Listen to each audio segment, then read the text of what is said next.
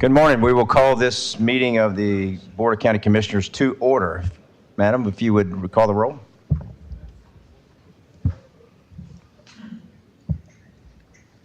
Or I can call the roll. Her mic. Okay. The chair is here. Vice Chair Ann Taylor. Present. Commissioner Arnold. Present. Commissioner Joseph. Present. And Commissioner Whitehurst. I am present. Okay, we are all present. Thank you so much. If we would, let me make sure I get this right. Okay. If we would invite Pastor Bobby Crump of Anastasia Baptist Church to do our invocation. And then we'd like to ask Sue Weatherington, Sergeant First Class United States Army, retired, to give our pledge, please.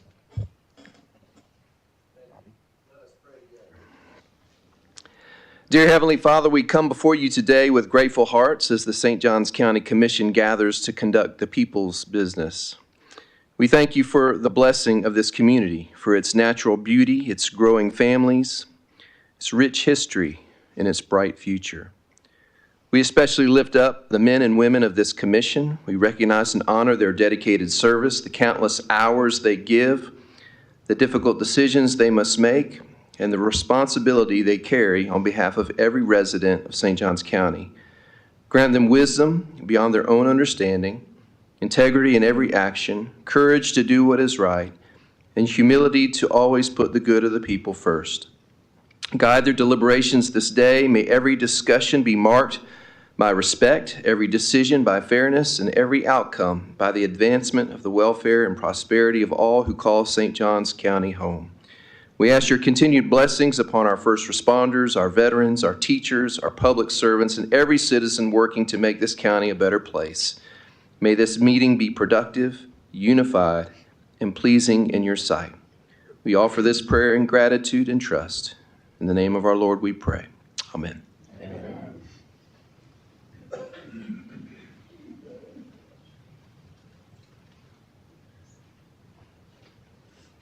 Good morning, Sue. Good morning. Our American flag has stood as a symbol of freedom for 250 years. And as we pledge allegiance to our flag this morning, let us be reminded of our treasures who have sacrificed their lives and who are still sacrificially sacrificing, and all who have given selflessly for our country and our freedoms. As we stand with pride, let's pledge allegiance to our flag. I pledge allegiance to the flag of the United States of America and to the republic for which it stands, one nation, under God, indivisible, with liberty and justice for all. Thank you. You may be seated.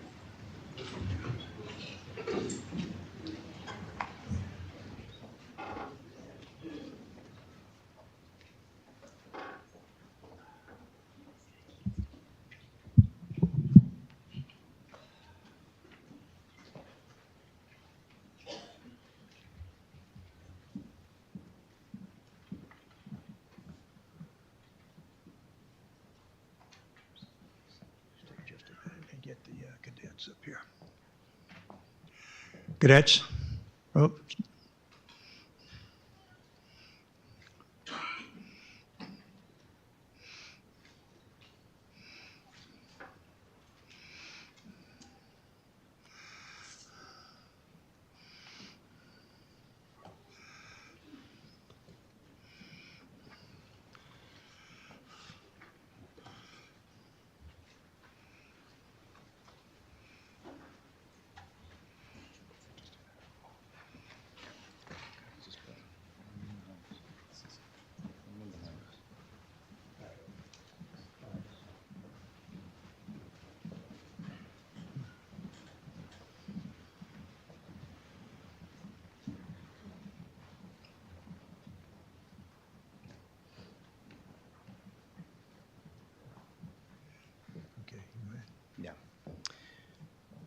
Thank you, folks. We'd like to take this opportunity to recognize two of our American heroes, George Seconese and also William West, for not only serving our country, but for making the 100-year milestone in their life. So we would like to invite Bill and George to come up and receive these recognitions for their 100th anniversary and their service to this great nation.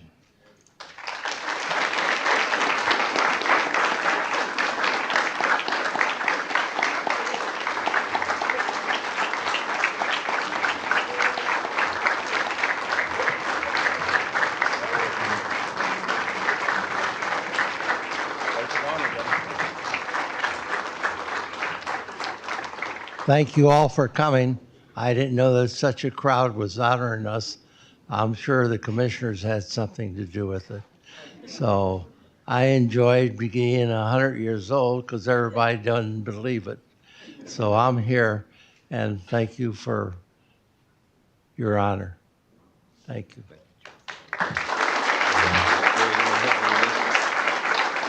That's for you. You want to hold on to that?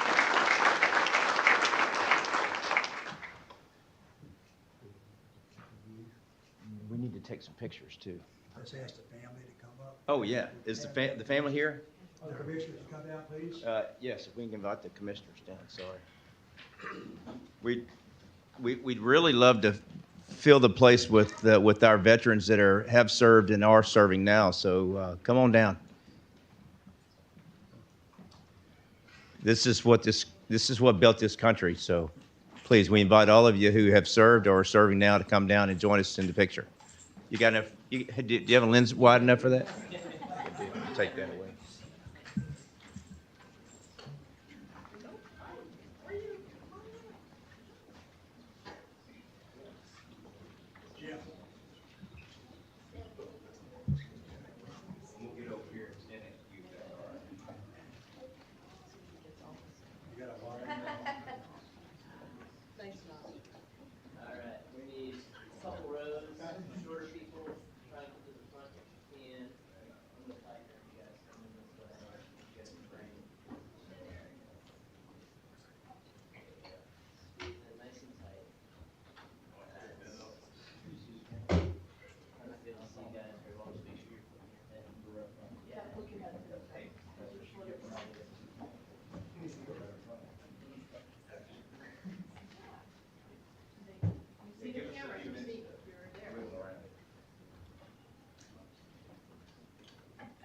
All right, is everybody ready?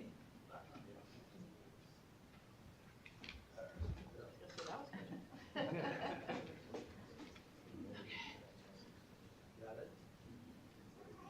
All right, 1, 2, 3. 1, 2, 3. And 1, 2, 3.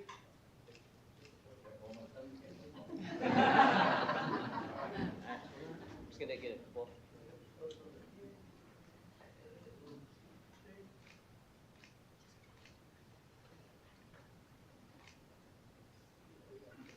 thank you guys.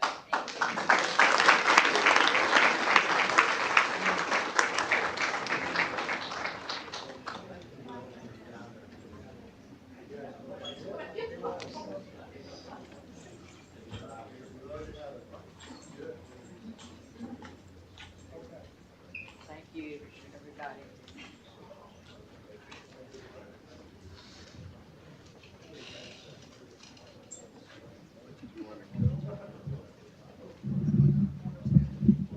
That's it?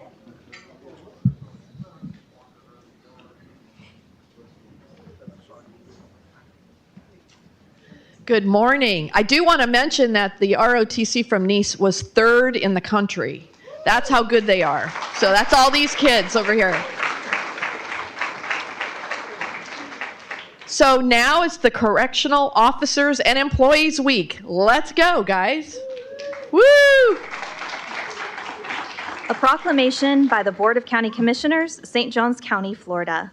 Whereas National Correctional Officers Week was established on May 6, 1984, when President Ronald Reagan signed Proclamation 5187 to recognize the dedicated professionals serving in correctional facilities and community corrections throughout the nation.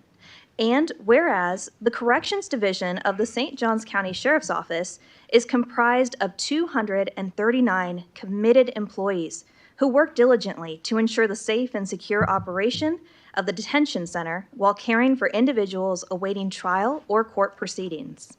And whereas these professionals collaborate with healthcare providers and other partners to address the physical and mental health needs, educational development, job training, and re-entry preparation of those entrusted to their care. And whereas correctional professionals perform their duties in a challenging and demanding environment, carrying the critical responsibility of protecting the public by maintaining facility safety and security, while also supporting rehabilitation and successful reintegration of individuals in custody. Now therefore, be it proclaimed by the Board of County Commissioners of St. Johns County, Florida, that May 3rd through the 9th, 2026, be recognized as Correctional Officers and Employees Week, in recognition of the professionalism, dedication, and sacrifices of these individuals who faithfully serve the citizens of St. Johns County. Passed and adopted by the Board of County Commissioners of St. Johns County, Florida, this 5th day of May, 2026. All right, these are the toughest guys we have, and hopefully no one in this room knows them. So I'm going to give this to Director Caban to say a few words. Thank you, Commissioner. I'd like to thank the Commission for honoring us with this, honoring our staff this week for Corrections Appreciation Week. I've been doing this for 30 years almost next year, and it has changed. The profession has evolved. It's better than what it was when I started. We have a tough crew, exactly that, but we have a caring crew. They exercise patience, they exercise courageousness, they deal with stuff that normal people don't see during their lives. So they work long hours, many of them are on shift work, they're away from their families during holidays, and we want to spend this week to show them our appreciation and for their sacrifice and the time that they spend away from their families. Sheriff Hardwick, he has a philosophy. We want to make people better when they leave the jail than when they came in. And he does that with our reentry team. Our recidivism's down. We're very proud of that. Our staff is a vital part of that. Keith Melton and his reentry team, they do a huge effort to make sure people don't come back to jail so they're not causing problems out in our society. All right? Thank you all for this honor. Thank you, guys. Thank you.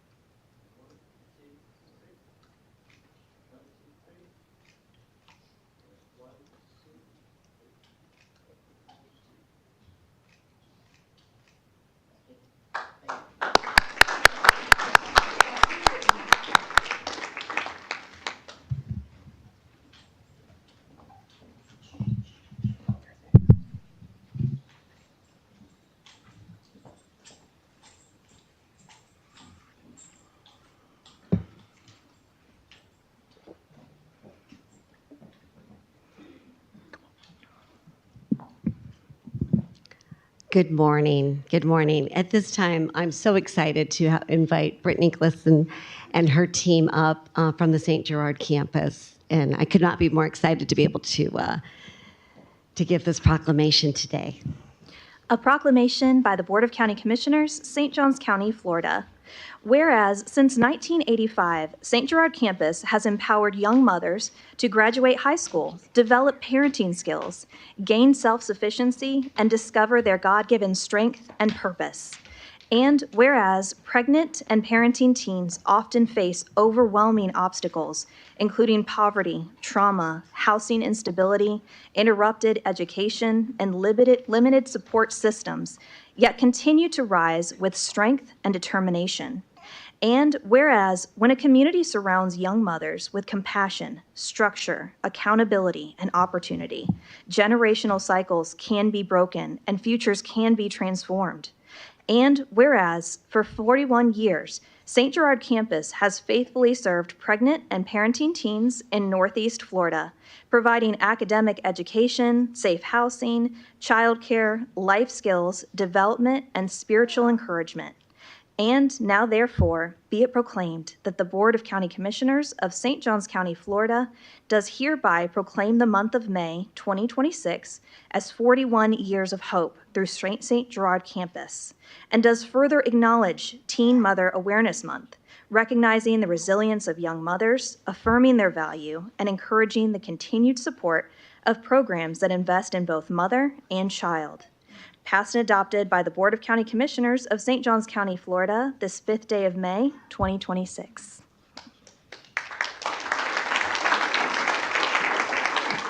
Well, good morning. It is an honor to be with you guys celebrating 41 years of St. Gerard campus.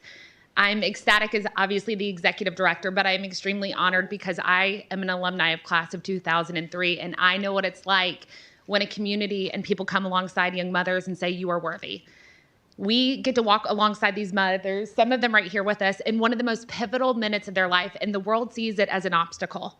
And a lot of us can attest, parents included, that entering into motherhood is an obstacle, but we decide to say game on.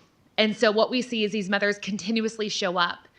They never give up. They choose growth over uncomfortable minutes, and we are so excited to be able to support that.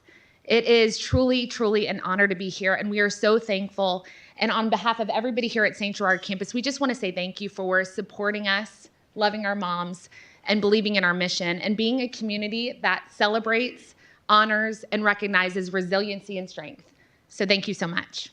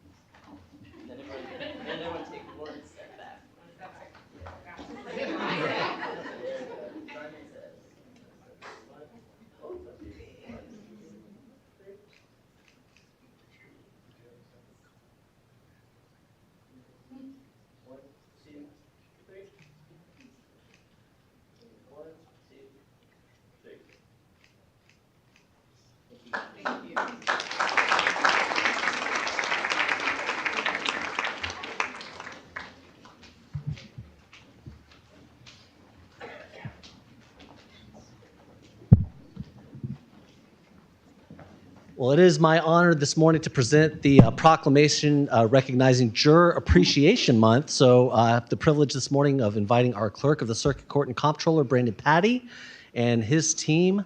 Also, if you have served on a jury here in St. Johns County and you'd like to join us here on the floor, we'd love to have you. Don't everybody rush the stage. I mean, just, okay. Ms. Keller, please read the proclamation into the record. A proclamation by the Board of County Commissioners, St. Johns County, Florida. Whereas the right to a trial by jury of one's peers is guaranteed by the United States Constitution and stands as one of the foundational principles of American democracy. And whereas jury services is one of the most direct and meaningful ways citizens participate in self-government and learn and serve St. Johns County. And whereas the justice system cannot function without the participation of jurors drawn from the local community, whose service ensures that legal proceedings reflect the conscience and judgment of the people.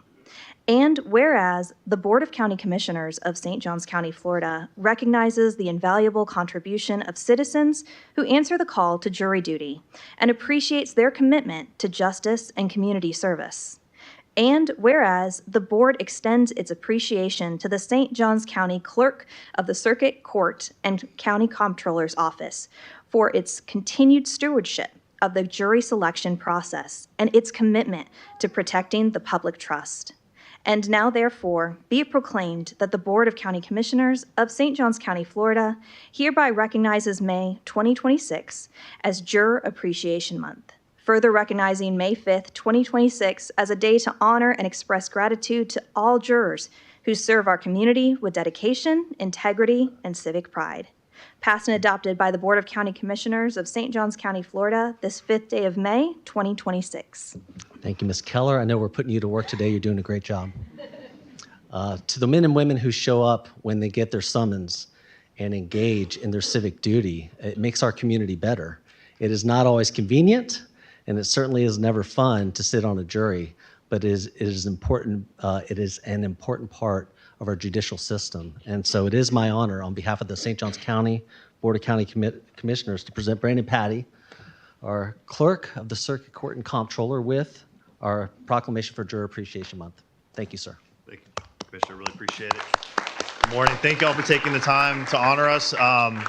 It's indeed an honor to be able to serve such an important function of the courts. But truly, we're here for our jurors, right? We're here to appreciate our jurors. So I would like to invite up Daphne Cameron, who served as a juror, to receive the proclamation from us, from the commission. Thank you for your service. Thank you all for your service, for those that have served. Thank you to our team for helping make it happen twice a month. And Ms. Cameron, if I may. Hi, good morning, everyone. I just wanted to say a few words about the experience of being called to jury duty. First of all, I was notified months in advance. The communication was excellent. Follow-up was excellent. Check-in was very fast, courteous, and friendly, and happy. The staff seemed to be really happy. We were called into the courthouse, and Judge Alex Christini spoke to us, and he reminded us that if we ever needed a jury ourselves for a trial, we would want a focused and dedicated jury. And so that set the stage for our thoughts about this whole process. I think that Brandon's staff is very competent and very professional, and it was nothing but a pleasure to serve on his jury. Thank you.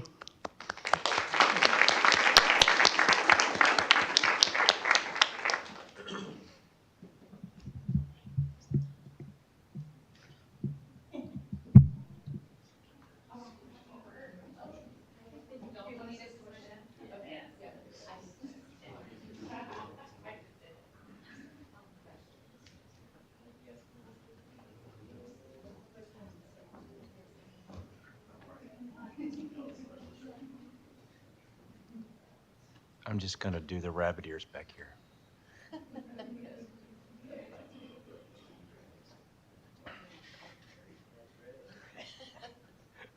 Every month.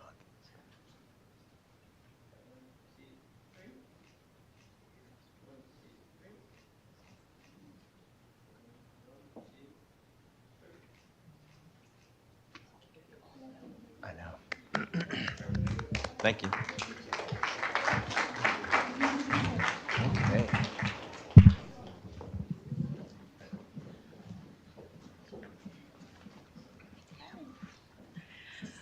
Well, to round out our very busy morning of proclamations, I have the honor of presenting Michelle Weisheit and everybody else who's here for Foster Parent Appreciation Month. If you could please come join me while Ms. Keller reads our final proclamation into the record. A proclamation by the Board of County Commissioners, St. Johns County, Florida. Whereas St. Johns County's Family Integrity Program makes all efforts to provide community services to meet the needs of families experiencing crisis and safely maintain children in their homes. And whereas a child who cannot safely remain in their home and who has no other placement options will enter foster care.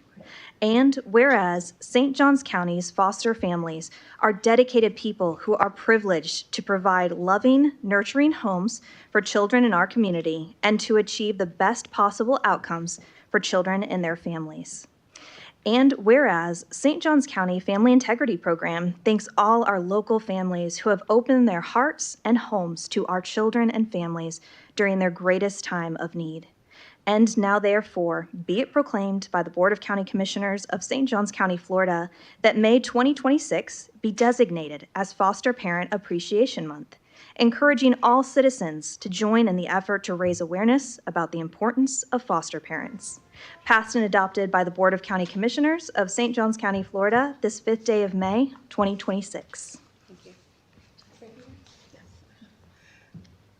Good morning. My name is Stacy Cornell. I've been a foster parent with the Family Integrity Program for about a year. I've always wanted to be a foster parent since I was 13 years old. It was part of my vision board. And when I actually had the opportunity to do so, I've opened my home to many children that are in need.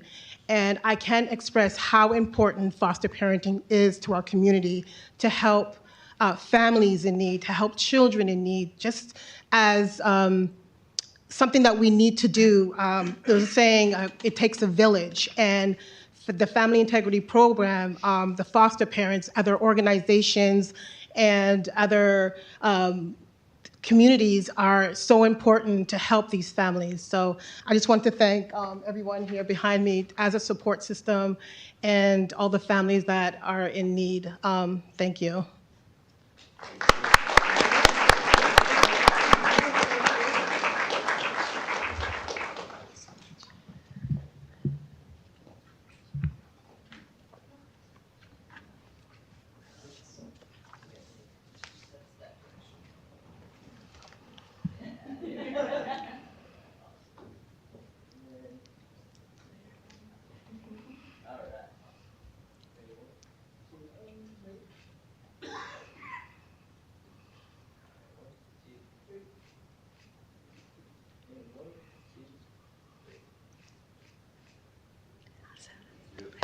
I make a motion to accept the proclamations. We have a motion. Do we have a second? I'll second. We have a second. All in favor, say aye. Aye. Aye, and that passes unanimously. We'll start on the right, on my right this time for deletions to the consent agenda. Commissioner Whitehurst. I have none, Mr. Chair. Thank you. Commissioner Taylor. I have none. I have none. Commissioner Joseph. I have none. And Commissioner Arnold. I have none. Thank you so much. Do we need to go, we go to public comment for the consent agenda, please? At this time, the board will hear public comment on the consent agenda. If you have anything you'd like to say, please come up to the podium. Seeing none, we will close public comment. Oh, what, do we have something? Did you want to say something for the consent agenda? Or are you good? Okay, good. Do you have a motion to approve the consent agenda? I'll make that motion. Okay, we have a motion. Do we have a second? Second. We have a second by Commissioner Joseph. All in favor, say aye. Aye.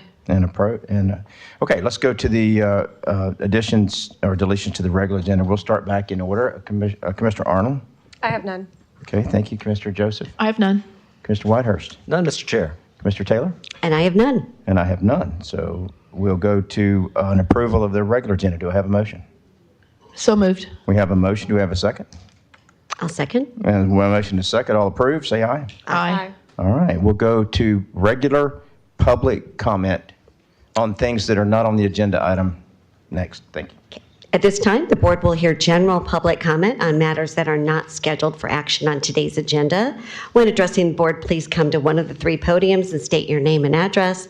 Each person will be provided 3 minutes to speak, and we ask that you speak directly into the microphone. Speakers will comply with the board's rules of civility and decorum. Speakers may not demand an immediate response from the board.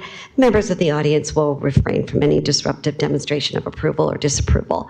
Finally, any speaker that would like to present materials, please utilize the center podium. Paper materials can be placed on the X for our overhead camera to display, and a laptop will be set up for any USB presentations. After presenting, please provide the materials to the staff of the clerk of the court to be entered into public record. Good morning. Hey, good morning, y'all.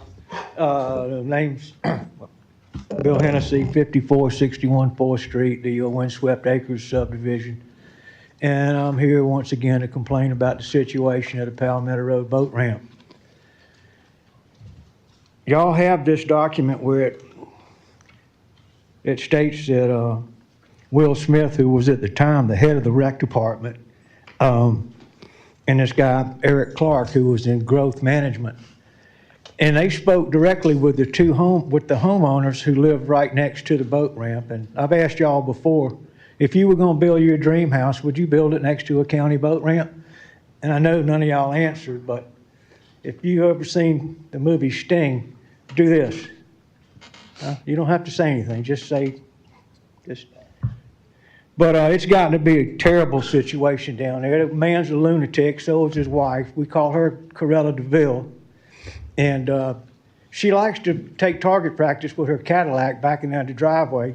And several of the residents who come to my house, I went and got affidavits, and they said they'd sign them that the woman almost ran over one of their kids while he was out on his tricycle and with training wheels. And this has been over 10 years that this situation has been going on.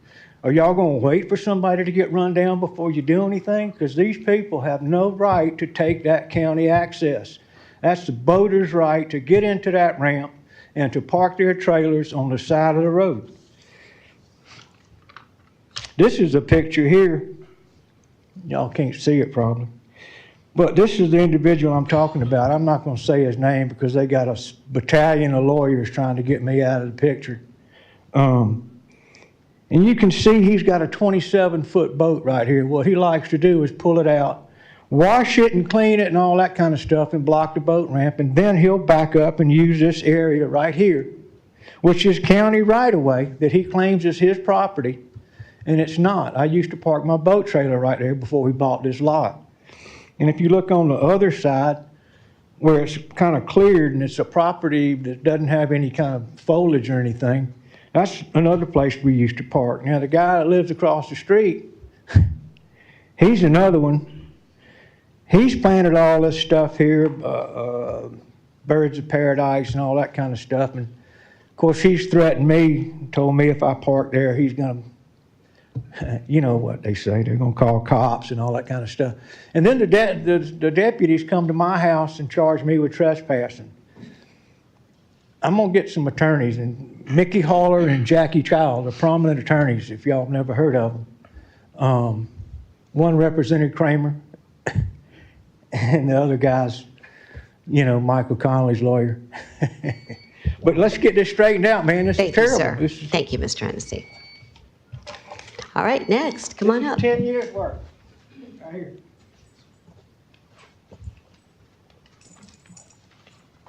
Good morning. Good morning. My name is Juanita Yates, and I'm at 408 Sevilla Drive in the Shores. And I've been here before. We've been having a problem with a U-turn that was put in to a medium strip when they four-laned Shores Drive, and it has caused quite a problem. And the people live on Sevilla have kind of taken it into their own hands, and we're crossing over the grass medium strip, and that's what it's beginning to look like. And it's a bit of a mess there. And we've also got behind my house and everybody on that side of the street, there's a service road that FPL uses. And they've got big trucks and equipment and everything, and that's what that's beginning to look like. They are also crossing over the medium strips because they have to go way down the road to get to another U-turn to bring their trucks back up to where the service road is. So I think whenever this was put in, the forethought wasn't there as to what has to use that area. And also, another thing that we were brought up was, and this is kind of hard to see, but it hasn't been mowed. I don't know who's supposed to mow it. The Shores takes care of the Shores grass, but nobody's taking care of this medium strip. And I was under the impression that it should look like the rest of the shores, medium strips. This has no irrigation, no trees, no nothing. It's just grass that's not being taken care of. And it's the whole length of that 4-lane area that they put in. And another issue that we brought up was, and this has happened to several people, including myself, people aren't aware really of the 4-lane, because I was coming up my side of the 2-lane road and another car is coming in the opposite direction and passes me right there on my side of the road going in the opposite direction. And that's happened to several people that I know of. And I don't know how you can take care of that, if it's signage or whatever. I have no idea, but people are just coming down the wrong side of the roads over there. And like I said, I had it happen to me, and they just passed me on the road and keep on going. So it's becoming quite an issue over there, and the places that people are running over, and the grass is an eyesore. Thank you. Thank you. Thank you so much.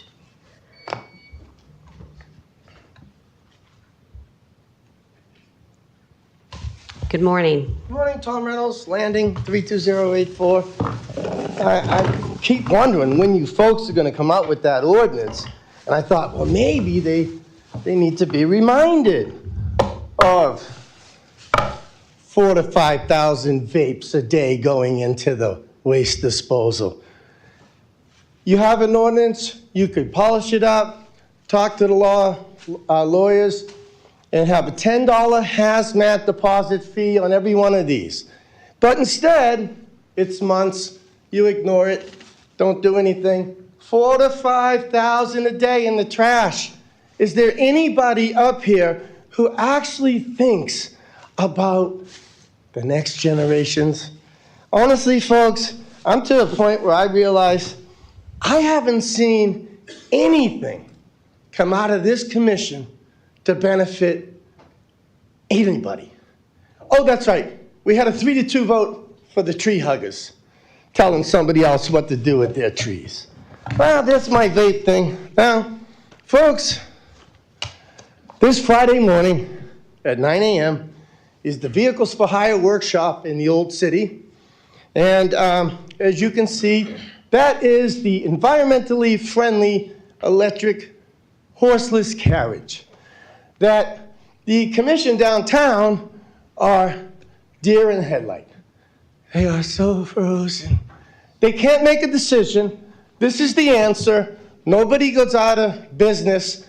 The horse carriage operators, they are, to me, they're animal abusers.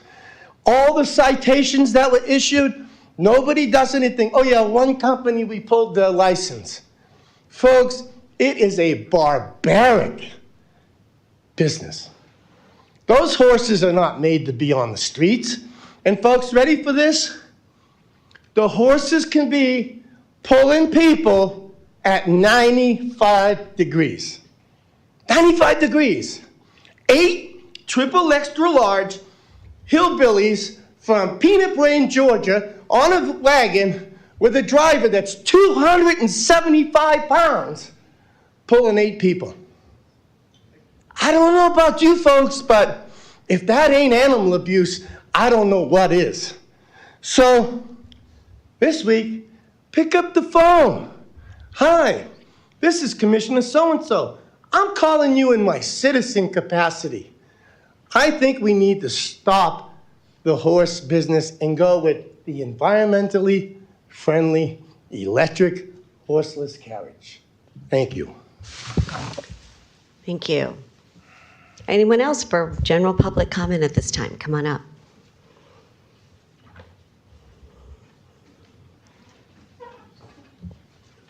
Good morning. Good morning, commissioners. What a beautiful day. Awesome proclamations this morning. Every one of you got to do a proclamation. That was pretty cool. I like that. Thank you. Of course, I'm going to bring up a National Day of Prayer and the May 17th realignment of our nation, declaring, as we do declare in our Pledge of Allegiance, that we are one nation under God. So I want to begin with, my name is Judy Spiegel. I live at 101 Green Willow Lane, forgive me. Psalm 103, verse 19 says, "The Lord has established his throne in heaven, and his kingdom rules over all." That is just truth. The Hebrew word for kingdom is malchut.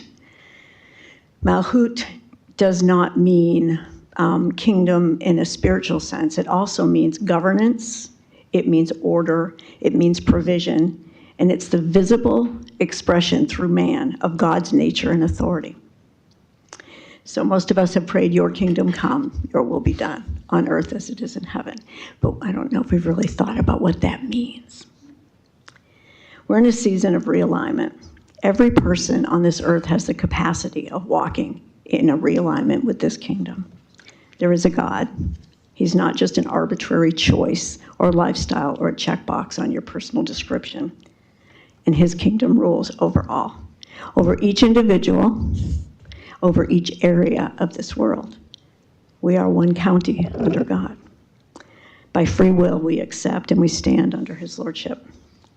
So we're on the eve of the National Day of Prayer, coming up Thursday morning here. It's 11 a.m., May 7th. And I encourage anyone who is dissatisfied or concerned to come. Hungry, thirsty, those longing for change, come. Those who have something to say about anything that is bothering them, come. I encourage anyone who trusts that God has more for this nation to come. Come with expectancy and be intentional. Come for answers with a heart that is open and ears to hear. Come in agreement with God's plans and purposes, and come to advance his kingdom purposes and the realignment of God's ways and plans over this fallen world. God has an answer for every single problem that is plaguing this world. There's a place for every human being to dwell in God's presence. Jesus made that way possible. Draw near to God, and he will draw near to you. We stand poised to declare to the heavens and to the world that we are one nation under God. This is realignment, not for religious purpose and not for political gain, but to acknowledge and declare that there is a God, and he is above all the kingdoms of men. We are at a great moment in history, and it's an honor to be alive now. Come. We are one community. Thank you. Thank you.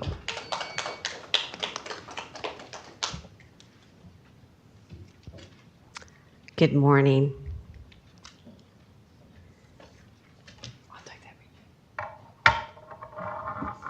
Oops. Mr. Tom, I don't know if you can handle that because it's moving around. And there's my time, but that's all right. Okay, good morning. BJ Kalady, West City of St. Augustine, 240, I can do it. There may be good news about receiving public records from the sheriff's office. I haven't gotten it yet, but we're close. Cigars can be smoked on county beaches, but not cigarettes. Question, how many tickets have been written about this issue? Question, how much did the county spend in 2021 to create this signature coin? That's what I'm trying to show.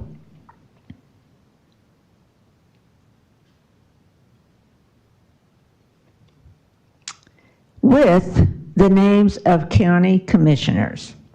This is not how our property tax dollars should be spent, our wants versus our needs, and that's the problem that we all have in government. Be careful when voting for Board of County Commissioners. Ask questions. Public comment should always remain before agenda items. And no matter who is sitting up there, you represent us, and we should be speaking. Because a lot of times, I think anyone that has been to this meeting or has listened to it realizes that the public is rushed through, and sometimes we have to sit here for hours and hours and hours on listening to developers and their lawyers.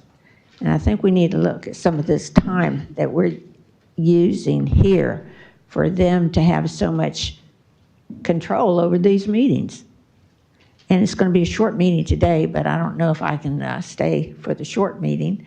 Hopefully, it'll get done before 12, but the way things go, it doesn't. And I want to say, too, thank you for people coming up here and coming up here and coming up here about issues in their neighborhoods. It may not affect you directly, but whenever people take their time to come down here, something needs to be done about some of these things. So thank you very much. Thank you. Anyone else for general public comment at this time? Okay, seeing none, we will close public comment. Okay, thank you so much. We'll go right into agenda item number 1. Agenda item number 1 is the outpost. The appellant will have 20 minutes. Then we'll have questions for staff, public comment for 3 minutes per speaker, and then appellant rebuttal for 5 minutes, and then the board discussion and motion. You have the floor. Good morning. Jeremiah Mulligan of the Mowry Law Firm, 2801 North 3rd Street here in St. Augustine. I appreciate the Commission's time this morning. We came in prepared to argue pretty strenuously about the interpretation made by the county administrator. But in the meantime, what my client has been doing is been working with his engineer, Matt Lottie of Gulfstream Design, and trying to team up, I think, with staff and trying to come to some accommodations and trying to see if we can, rather than fight, come to an agreement. And so what I would like to do is actually introduce Matt Lottie now, our engineer on the project, so that he can kind of go through some of the work that we've been trying to complete in an effort to try to, again, work with staff and work with the county. I think at the end of this, we are still going to ask that the interpretation, that the appeal be granted, and that the interpretation that was made be overturned. But we're going to ask that it happen with some of the parameters that we're discussing, and then I'm going to leave to Mr. Lottie to address. So with that, I'm going to go ahead and turn it over to Mr. Lottie. If you will, just for a minute, let me turn to council and say, this is a quasi-judicial hearing about the appeal. Is this something that is allowable by code? No, I mean, today you're here to hear an appeal of the administrative interpretation. This is really not a negotiation. Based upon your decision following the conclusion of your decision on the appeal, you can give consensus or direction if you want to see some further action taken. Okay. So let me go back to you and say that, this is a hearing on appeal, and we've got to be publicly noticed if we want to do something different. So I would be more than happy to allow you guys to talk about some of the plans right after. Is that all right for us to do? Can we allow them to do that after our hearing? Okay, so I would be more than happy to allow you to do that after the hearing, but unfortunately, because of the way the laws are written, we actually have to hear this appeal first, unless there's some change in the No, request. not at all. And I completely agree, and that was one of the discussions that we had internally, was that, because of the way that this is noticed, we absolutely have to go forward with the appeal, that we can't ask for a special use or do anything else that's not noticed and properly before the commission this morning.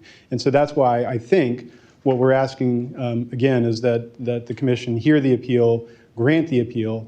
But I want to give some context, and I think Mr. Lottie is going to be able to provide that context to kind of give a little bit more understanding and a little bit less of an adversarial argument as to why we're asking for the commission to grant the appeal, and more of a collaborative reason to grant the appeal.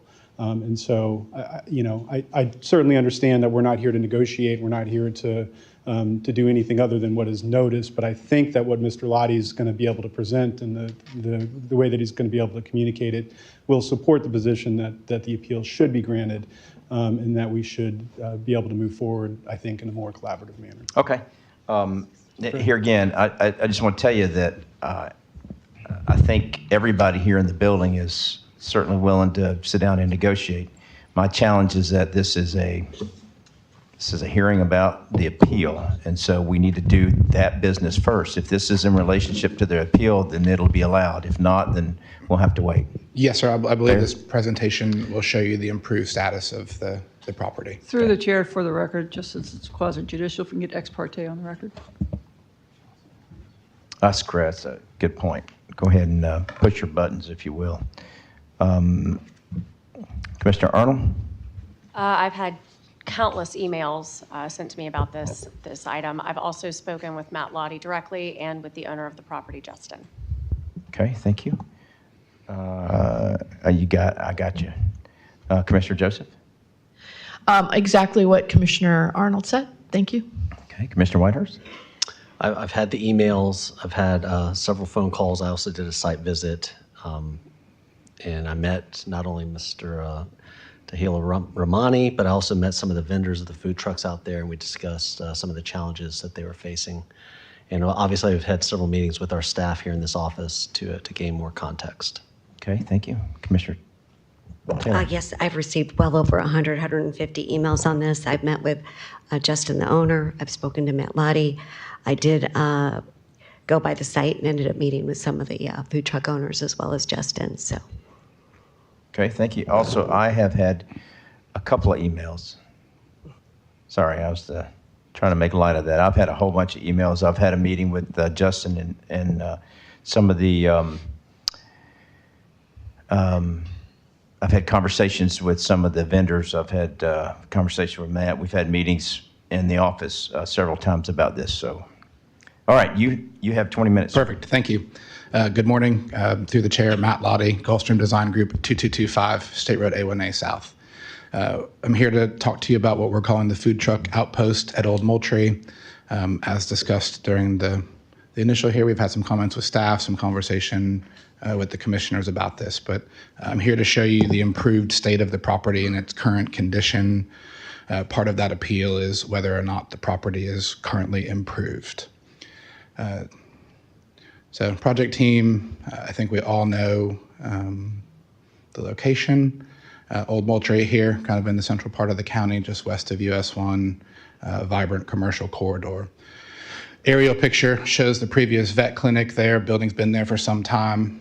Compacted existing parking lot and existing curb cuts to the property. Existing zoning is CI, intensive commercial zoning there, which allowed that vet clinic. Current drone photo of the site, clearly showing its improved status, compacted parking, driveway cuts.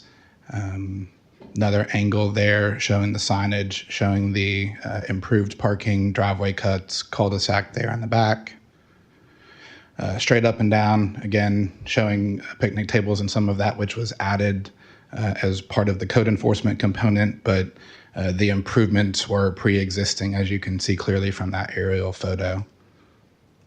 Some ground level photos here. Not going to get into the history. My history starts last Thursday when I was engaged, so I've been here for about 3 days to try to help solve this problem. Again, not really wanting to get into the decisions at hand. This slide, we may come back to it as part of some discussion later. I think what we are here to discuss today is mobile sales not being allowed on unimproved property, and I think we're here to show you how it is improved. Yes, some additional improvements could be done, but clearly there are things on the property that define it as improved today. Curb cuts, pretty consistent here. Do not necessarily meet current county code, but part of our proposal is to upgrade those to meet county code. Existing drainage here. This drainage inlet is connecting to the county system along Old Moultrie, receiving flow from the site. Existing electric service, existing water service. Again, to me, clear proof of improvement to a property. It's got central water, it's got sewer, it's got power. Existing cable and internet, backflow preventer, tested, certified, approved, all here and in place today. Just last week, while they were shut down, county truck there, we blanked out the numbers so you couldn't see what staff member it was, but using the porta potty on site last week. While they were operating, county fire trucks there, I'll get you a letter from a licensed engineer stating that the fire truck can be supported by the weight of the existing parking lot. I don't think the photos lie. Existing emergency services vehicles there using the facilities. Some of the community engagement and activities that have happened out here trying to get the small businesses and the vendors a place to do business that's fair and equitable. Some more pictures of the site in action. I'm the creator here at Grounded Elements.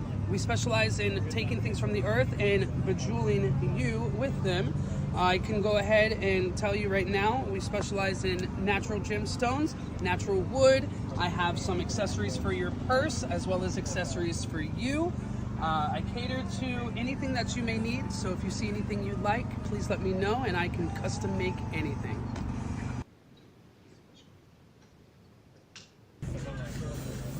Fun.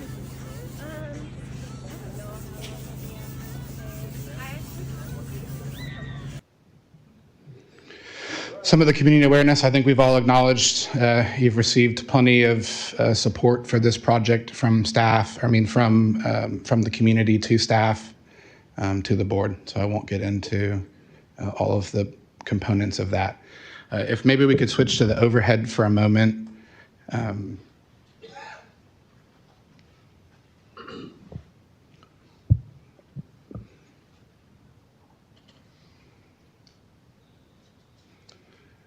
I've got a site plan here, which is really a recreation of the existing conditions.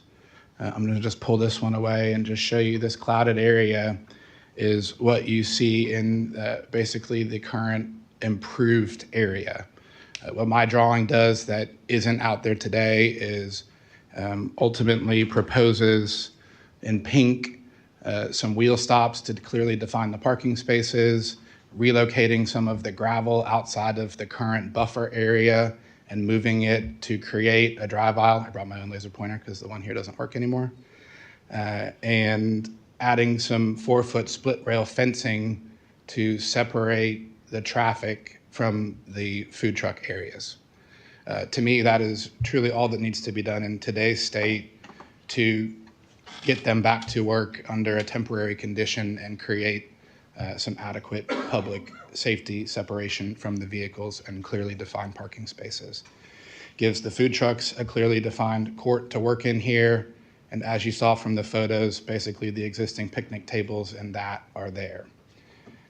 Some of the components in the plan that we've discussed in the longer term surround removing this driveway and improving this other existing driveway, just minor widening, just a few feet wider, to make it meet county code, pouring an ADA parking spot here, and having a sidewalk to get to the trailer bathrooms.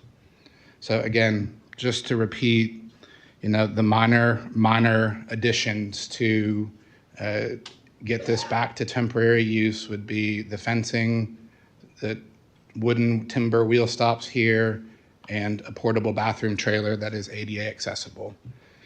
I can tell you from my site visits out there, there's no extreme slopes. There's no truly uncompacted area out there that creates a soft, mushy surface to walk on.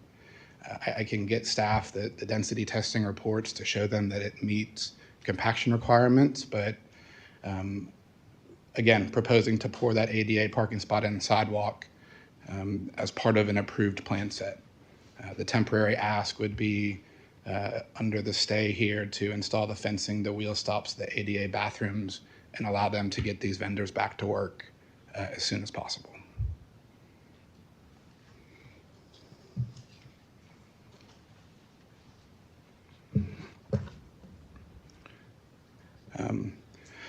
I do think some of the confusion that came in here was a set of plans was submitted to the county depicting a much different scene than's out here. Not to play Monday morning quarterback, but I would not have done it that way. I would have given you guys this plan set that I just showed you first and then submitted the other one later. I think that provided some confusion for staff as to what was really going to happen out here. I think you all know I have another code enforcement type retroactive zoning coming to the board in 2 weeks. So common theme in my life, just here trying to help these small businesses get back to work. So this future phase 2 that is under review with county technical staff right now is truly not part of the picture. It's back to that, basically adding the parking spaces, pouring an ADA parking spot, and fixing a driveway. With that, I'm here to answer any questions that you may have. Commissioner Joseph, you have the floor. Yes, could you put the sign back up real quick? Yes, I'm ma'am. just curious, how long is it going to be this way before you do the plans that you were submitted, or are you not doing the plans that are submitted? Because this looks pretty permanent, the sign. The Right, sign oh, is there. that right. That's Yeah. the existing sign that was there for the vet clinic. It's just been retrofitted. If you're talking about the one with the E911 address on the bottom. No, this one right here.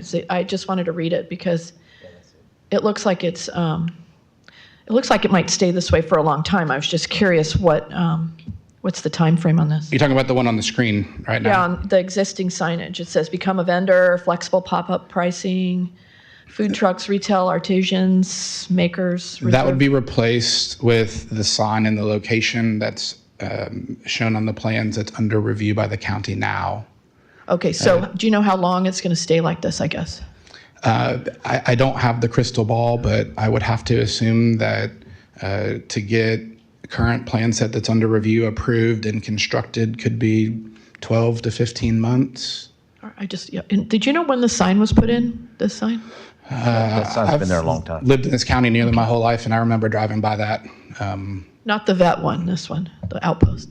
Well, I believe that the structure has been there, but the outpost sign, I don't know when it was retrofitted or the face of it was retrofitted. That's all I wanted. But thank you. Yes, ma'am. Thanks, ma'am. Yeah, I just have a question. Thank you for that presentation. How long is it going to take to get this done?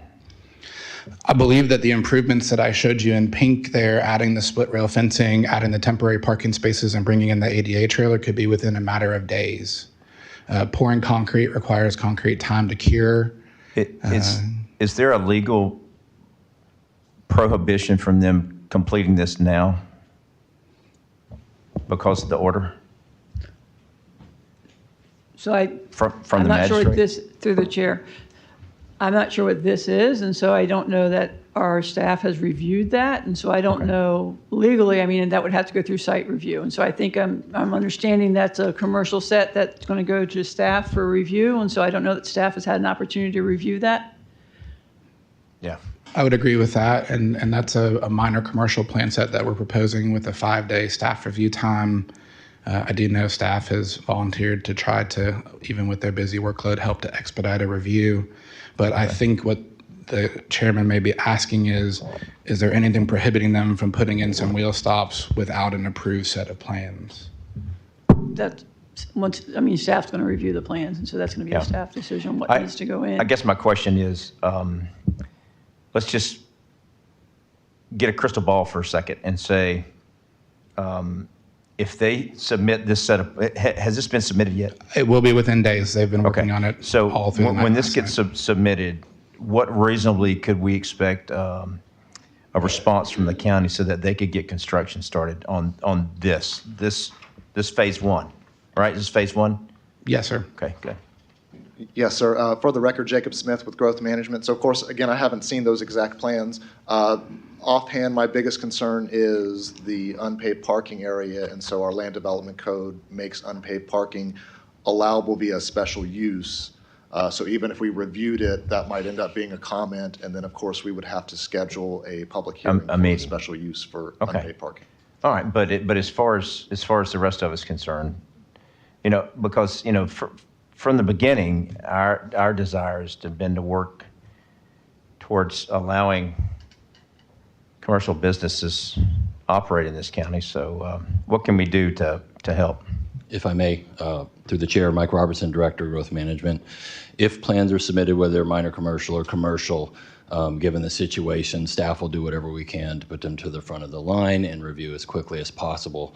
Again, to Jacob's comments, we review. If there's open comments, it goes back, right? We play that game until they're answered. So, okay, that's really the questions I had. Thank you. Anything else?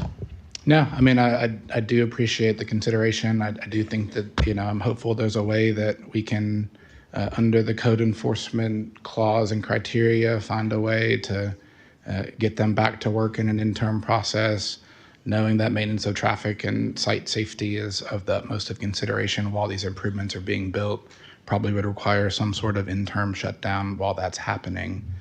But I think that that's the consideration. We'll be glad to hear public comment and come back with any other final rebuttal. Thank you. Commissioner Whitehurst, you have the floor. Okay. Anyone else? Okay, cool. Let's see. Questions for staff. Do we have any questions for staff while you guys are up here close?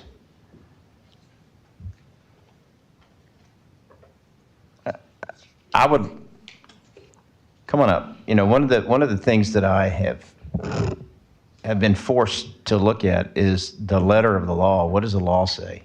So for me, because we're not talking about phase one plans, that's a whole different silo. What we're talking about is the appeal. So to me, my question to you is,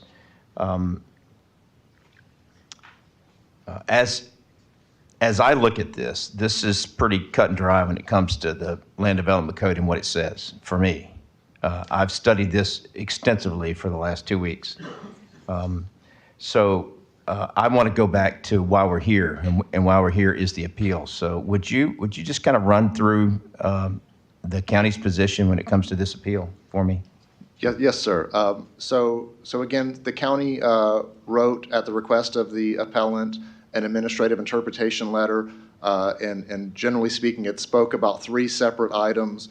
The first of which was the status of the property as a developed or previously developed property. In quotations, it was the lawfully developed or previously developed commercial site. And the county's position on that is that we don't define that term, but we have some other provisions in the code that we speak to, and so we go on and acknowledge those in those code sections.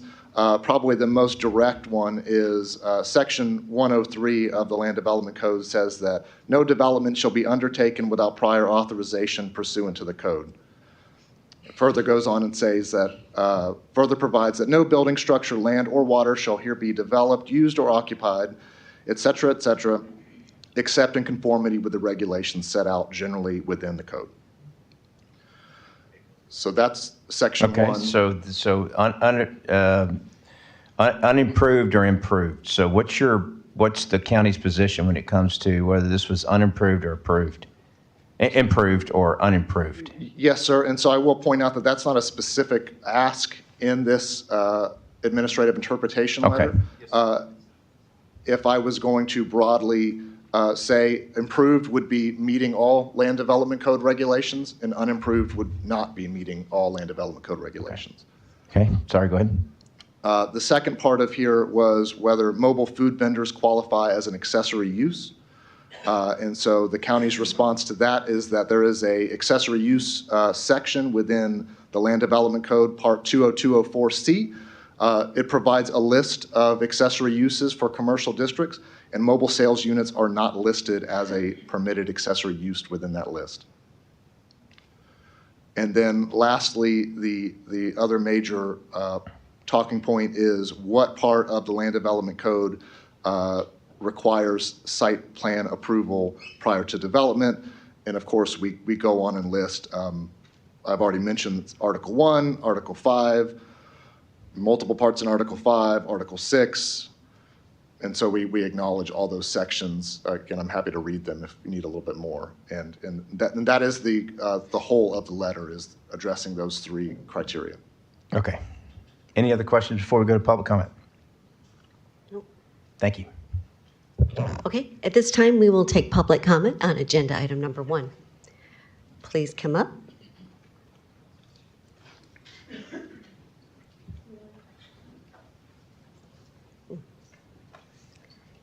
Good morning. Good morning. Hello. My name is Carly Glancy. I live at 280 Vera Place in the Shores. I own, along with my husband, Dogtown, a small business here in St. Johns County. I'm here today not only for myself, but for the many small vendors who have been directly impacted by the shutdown at the outpost. For many of us, this isn't just a side hustle. This is how we support our families. And overnight, our ability to operate was taken away. I want to be clear, we respect the rules, and we understand that county staff are doing their jobs, and this is not about placing blame. This is about recognizing that there's a gap between the current code and what our community is clearly asking for. The Outpost created something special, a place for small businesses, families, and community to come together free of charge. What we're asking for is simple, a temporary path forward, something that allows vendors to operate in the short term while a long-term solution is being worked out. Because right now, small businesses like mine, we're absorbing the impact of a system that hasn't caught up yet. We are ready to work with the county. We just need a way to keep going in the meantime. I respectfully ask that you consider a temporary allowance or an expedited solution so that we can continue serving this community while the bigger decisions are being made. Appreciate all of your time. Thank you. Thank you. Anyone else at this time? Good morning. Good morning. My name is Fletcher Howlett. Excuse me, Fletcher Howlett. My address is 225 Mimosa Road. I'm in the St. Augustine South. Thank you all for listening to public comment today. And thank you, Commissioner Taylor, for taking my call a few weeks ago. Thank you also to county staff. My name is Fletcher. I'm a business owner. I'm a father of two beautiful girls, ages 4 and 7 months old. And I've been a resident of St. Johns County for 27 years. Commissioner Murphy, on your campaign website, it mentions the county should be following the spirit of the law, not necessarily the letter of the law. This is exactly what we're looking at here. This quote is from your Slow the Growth section on your website. I think most residents of St. Johns County would describe our county as struggling with an overdevelopment problem. We cannot stop growth, I understand that. The economy relies on growth, I understand that. I also understand you cannot just deny every single rezoning and development application. We're not talking about new development, we're talking about redevelopment. In a county that struggles with overdevelopment, I would like to think my county does everything they can to encourage redevelopment. I have lived just a few miles from that corner on Old Moultrie Road for the majority of my life, and I do not ever remember it looking better than it does now. Other than Justin and his wife, you have, if I counted correctly, 5 other families relying on income from this location. This is the kind of project that each one of you commissioners can hang your hat on and point to during re-election season. This is the kind of project you can champion and feel good about. I know these codes are also, I know there are codes, but also these codes are ambiguous. Let's do the right thing. Let's get the project back on track and let's fix these codes.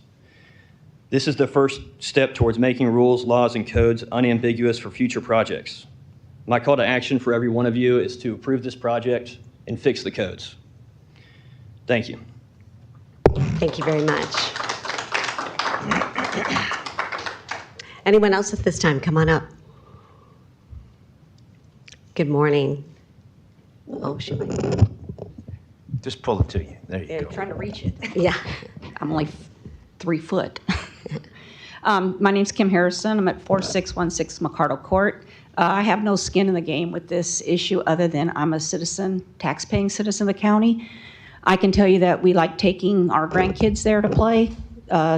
With the food court, it was wide open so kids can play, families can visit with each other.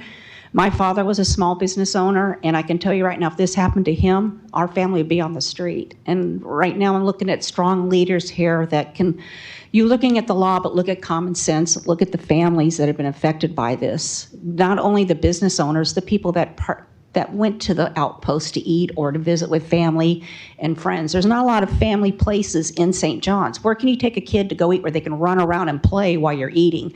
You can't do that in a restaurant. Here they had the toss across, they had things for kids to do. Why the adults are eating?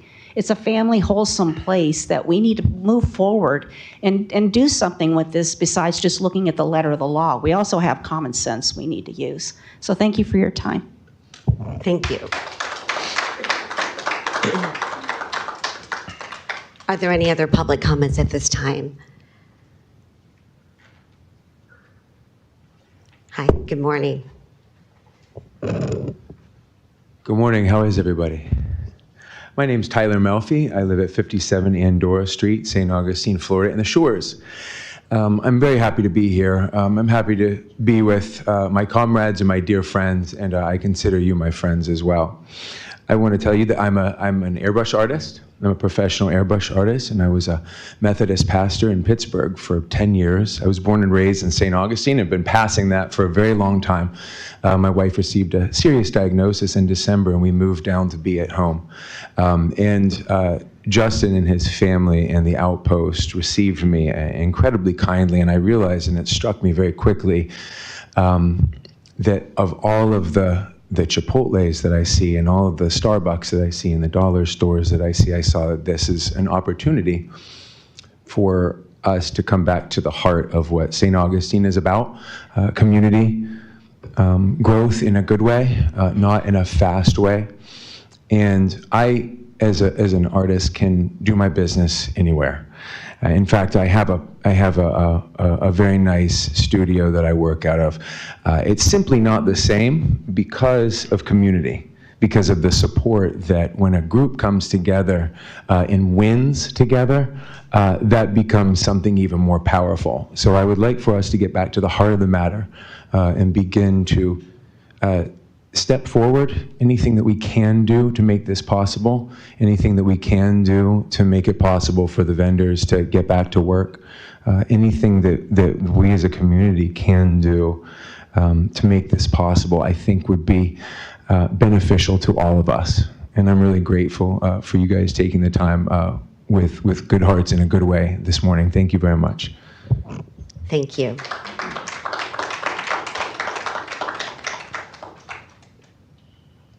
Good morning. Good morning. My name is Sheldon McPherson. I'm currently living at 92 Falcon Ridge Road. I'm the owner of Jamaica's Blazing Tongue that is at the Outpost. And I would like to say to everyone here, the Outpost is not just a spot to pull up and eat. It's a family-oriented place. Everyone there is a family to us. We work together, we live like a family.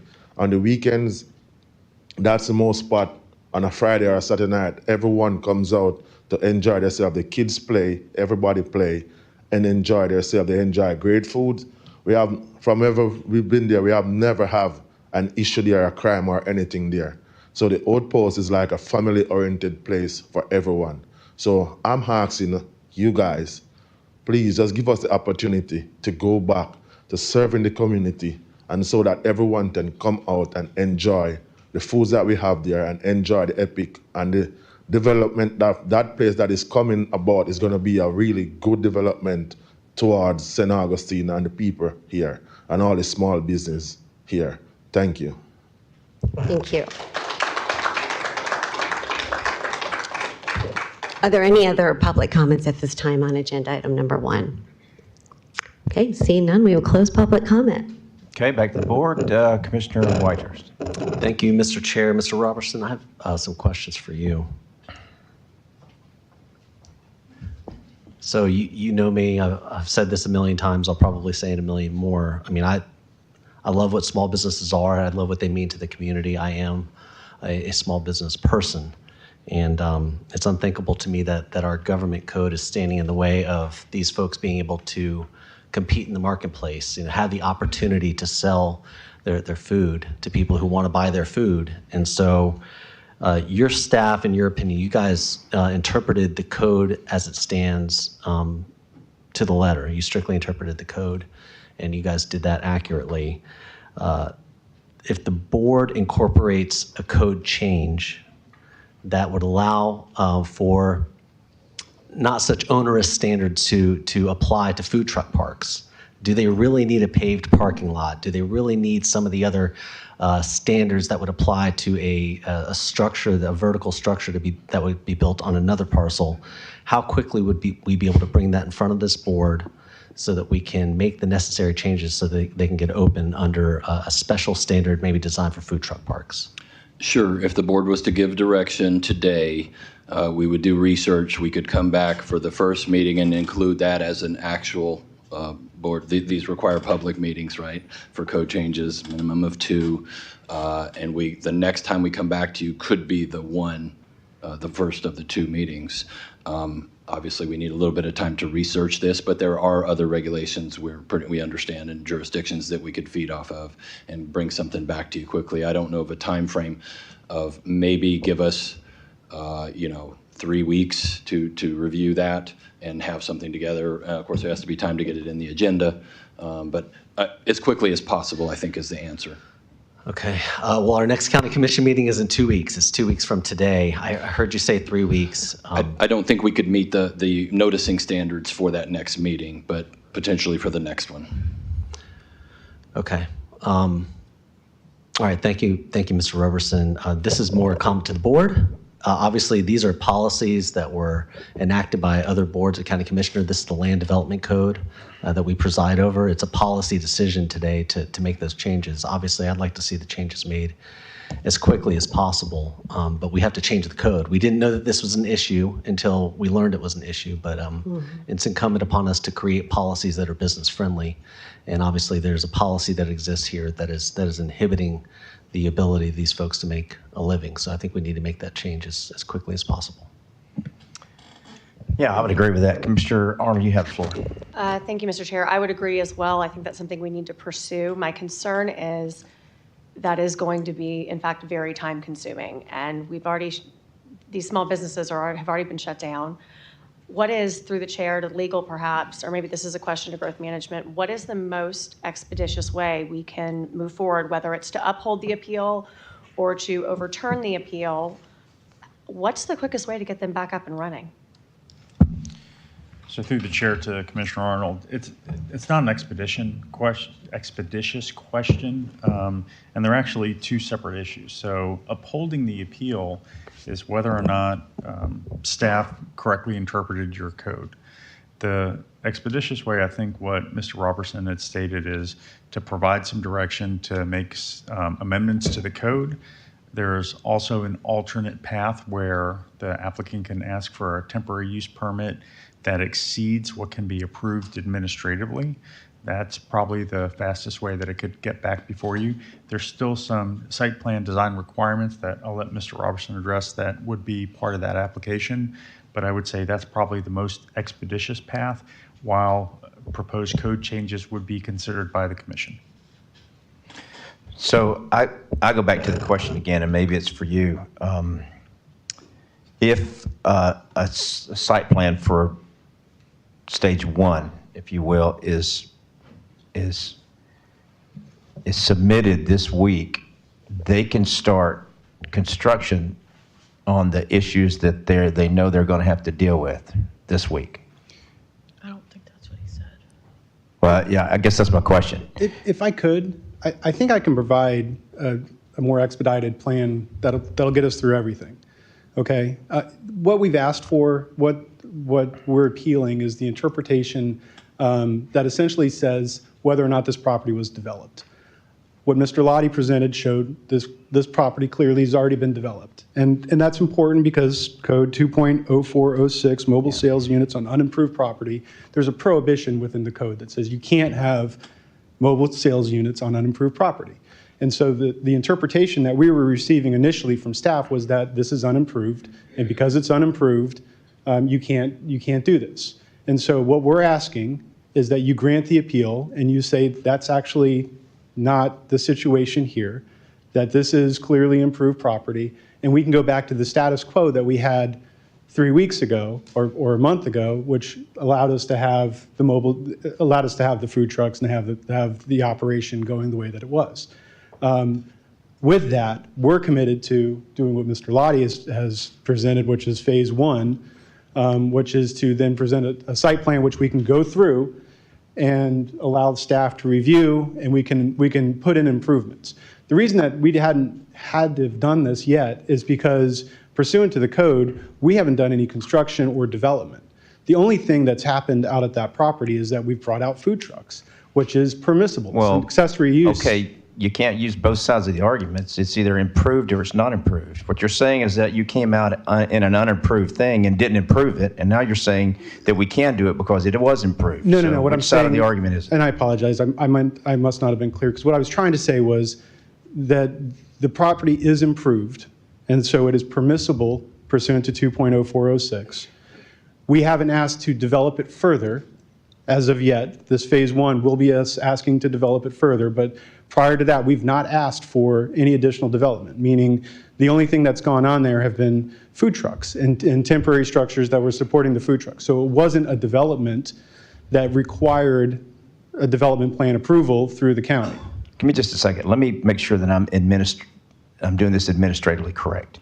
You get a rebuttal for 5 minutes. So can we give you that 5 minutes for rebuttal? Yes. And I just want to make sure I'm doing this right. Thank you. So this is your rebuttal. Yeah, right? and that's what I was intending, and I'm probably 3 minutes into it, so I apologize. Yeah, no, take your time. You got all the time you need. So I just want to make sure I'm administratively doing this correctly. Thank you. And so our position is that if you grant the appeal, we go back to status quo. And status quo is we're owners of a developed piece of property that has an accessory use allowable to include food trucks, right? And so if the appeal is granted, our position is that we should be allowed to go back to business today. But with that caveat of, we're going to go ahead and ask that we go ahead and submit the phase one, because I think that what's happened here is that the code is missing something. The code doesn't address food truck courts. The code doesn't address what happens in a situation like this, where we're trying to bring out food trucks and trying to do something for the community.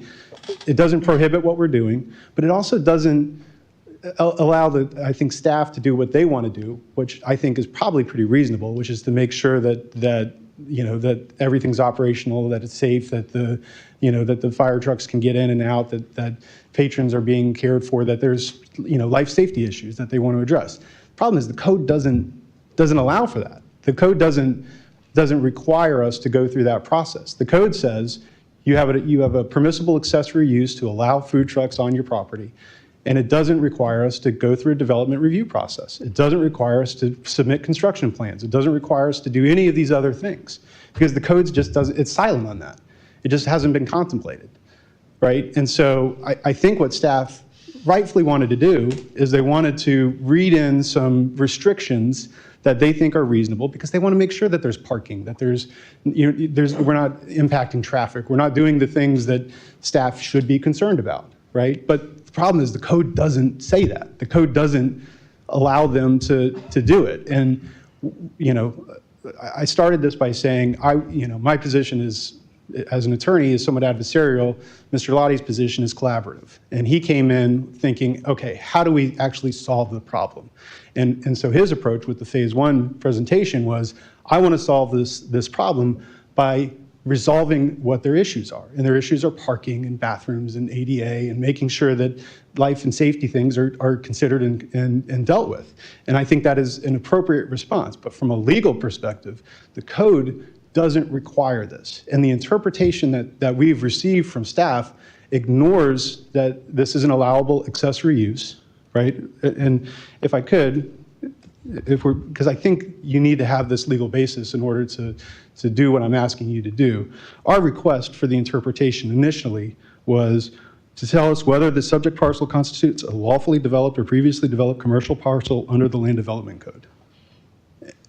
We've shown that it is, that this property has infrastructure, that it has parking, that it has drainage, that it has power, that it has all of the things that meet the idea, the definition of development.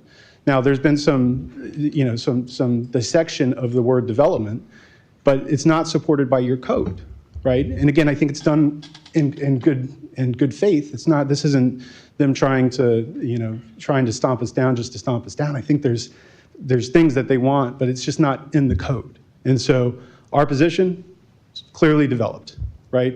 Second thing that we asked is whether mobile food vendors qualify as permitted accessory use under the LDC 2.0406. I think they are. I think the code's clear. I think you look at the allowable uses, and this is an accessory use. It's permitted. And then finally, whether the specific provision of Land Development Code requires previously developed commercial sites to undergo redevelopment plan as a prerequisite to allowing accessory use. And your code is silent on this, right? And so the interpretation wasn't an interpretation of existing code. It was an effort by staff, we feel, to create code to meet what they were attempting, I think, in good faith to do, which is to read in additional requirements and restrictions on this parcel so that they can govern the things that, again, I think are important, but they're just not part of the code currently.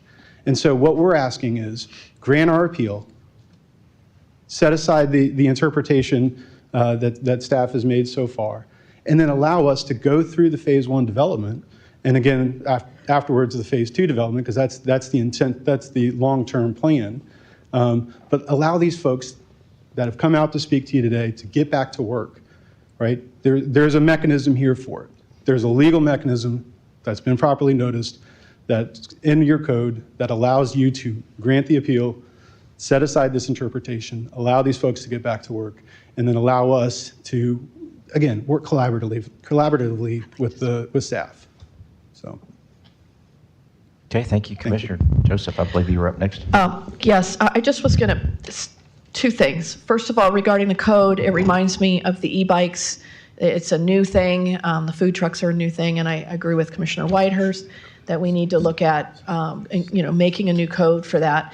Second of all, I do want to see you guys get back to work, but when you said that after today you could start immediately, my stomach just turned because it's not organized. I don't want a little kid running around get run over because you haven't established the simple things that Matt kind of exposed. And I think if that's set up like that, I think it'd be wonderful if we could somehow work that out. That's my only comment. I would. Thank you. I apologize. Push a button. I'll let Jeremiah craft the language, but I think that your motion today could include the 4-foot split rail fence between the vehicular area and the pedestrian area, the wheel stops for the parking, and the ADA restrooms as part of this getting back to work now plan, to quote Rick Scott from a decade ago. Through the chair, if I could clarify too. So in your interpretation, that's not staff creating new requirements. That's staff interpreting the code consistent with how they've always interpreted the code.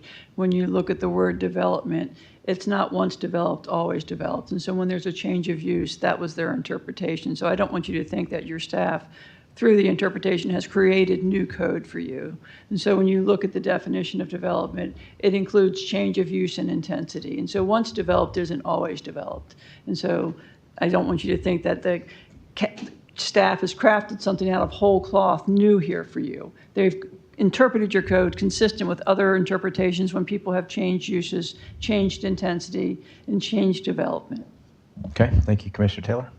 Yes, thank you. And I want to say thank you so much to everyone that has emailed us, that has contacted us.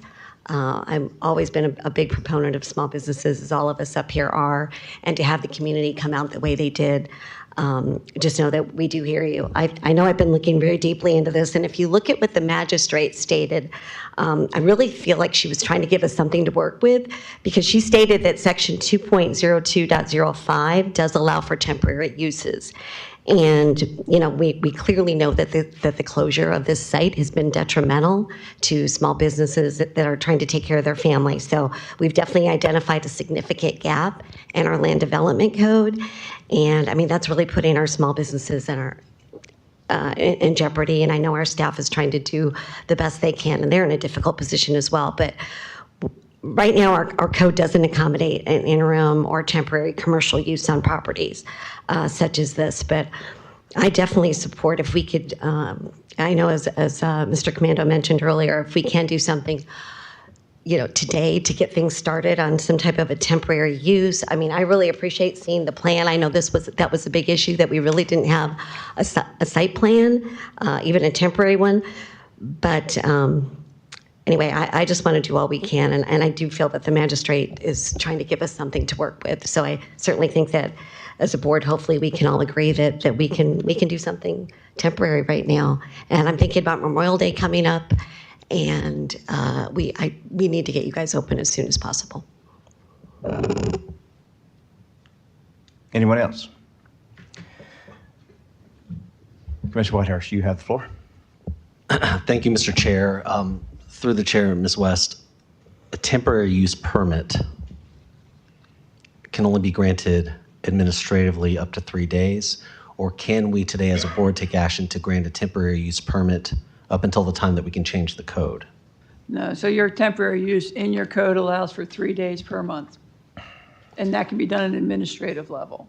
So I think what Mr. Roberson was talking about is that moving forward with this site plan, I think there would need to be some relief from the code. Again, no one's reviewed this plan yet, but I think the agreement was with this plan to expedite the review of that, and that there, with regard to the stabilized parking, relief would be needed from the code, and that relief would be through a special use, which would go to your PZA. They authorize that, and to try to expedite that and get that to the PZA as quickly as possible for that relief. Ms. West, is it fair to say that the only way to get the folks at the outpost open again tomorrow would be to uphold the appeal, to overturning the interpretation?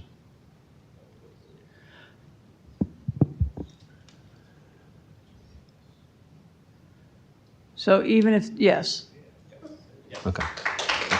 I just think as we're,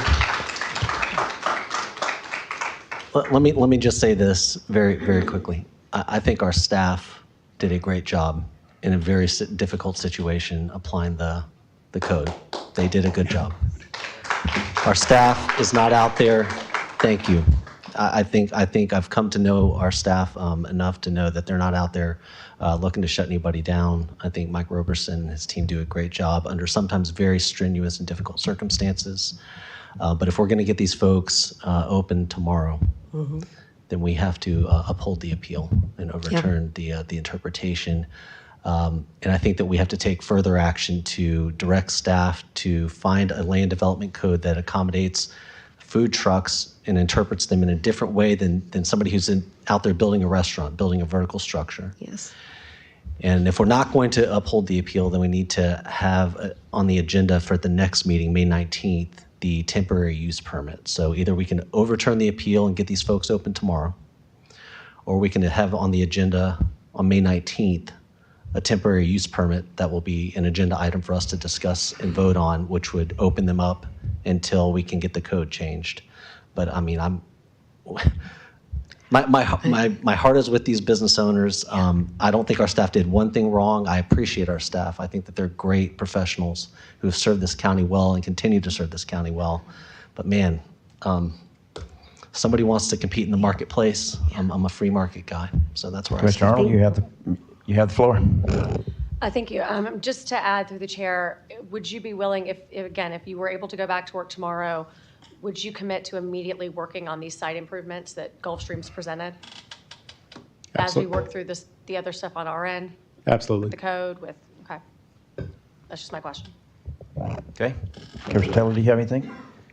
Anything No, else before I go? Nope, that would be wonderful. Before I blow this whole place up? A couple things that we have to think about here. We have to look at the bigger picture. There's a lot of, I can't say a lot. I just go back to my experience when I went to remodel the store. I knew that if I tore the building down, that it would be unimproved, and then I would have to bring everything back up to code. The food truck guys out at 312, I'm gonna give you an opportunity to file a lawsuit if this is overturned, because they jumped through all the hoops. They did it the way they were supposed to do it. They did it right the first time, and they spent the money and they did the work and they went through the process, and then they got that really cool food truck court opened. It's not just the fact that we need people to get back to work. I agree.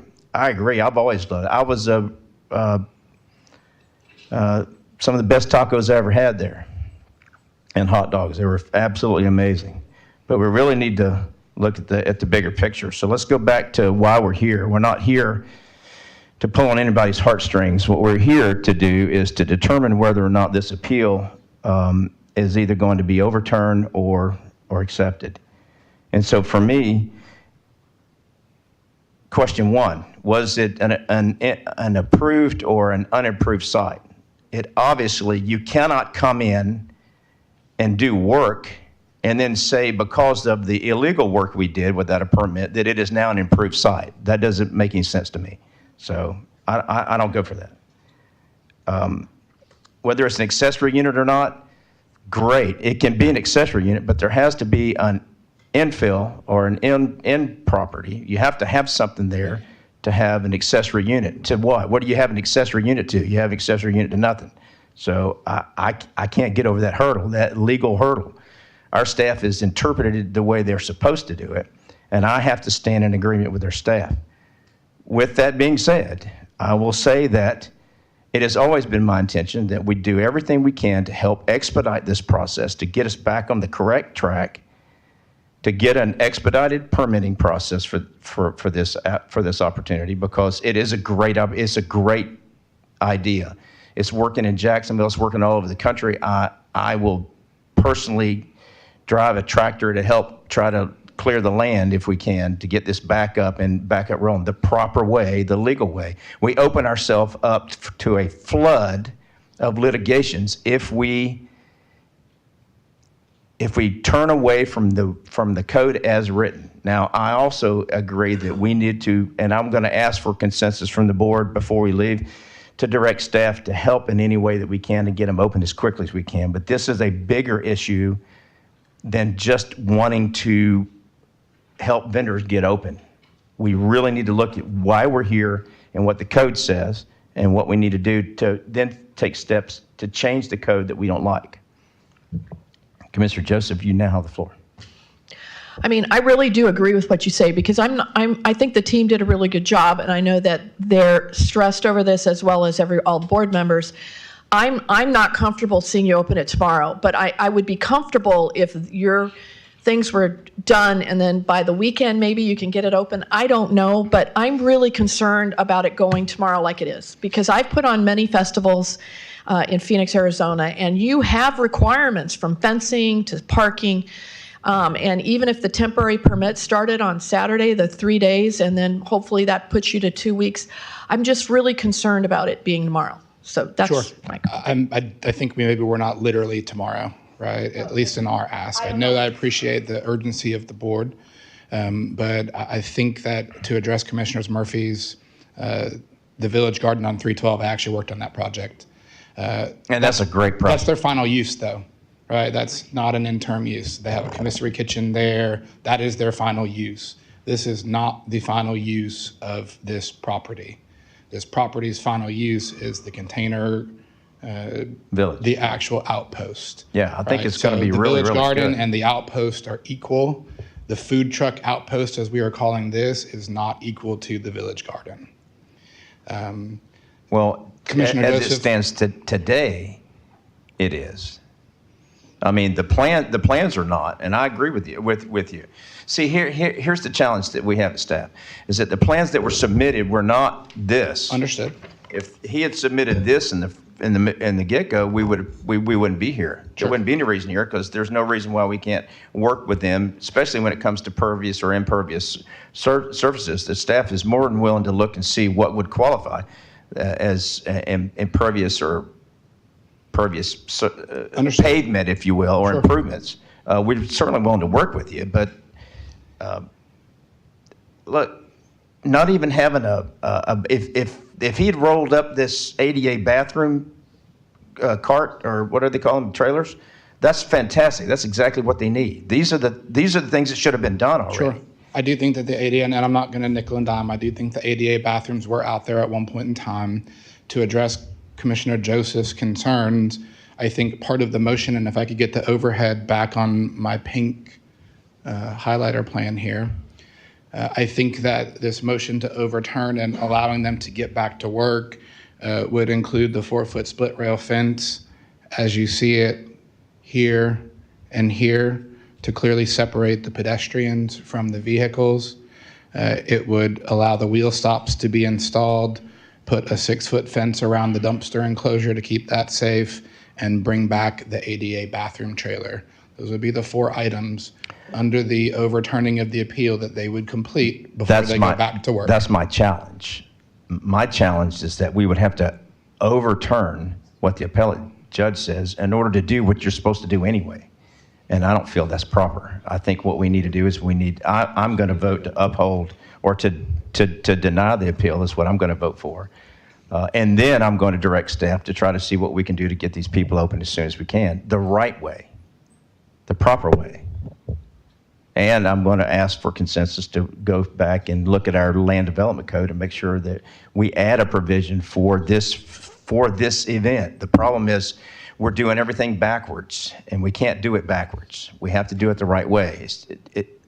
The way that's going to last, the way that's going to allow others to do this, to follow in these footsteps, is to follow the rules and do it the right way, in my opinion.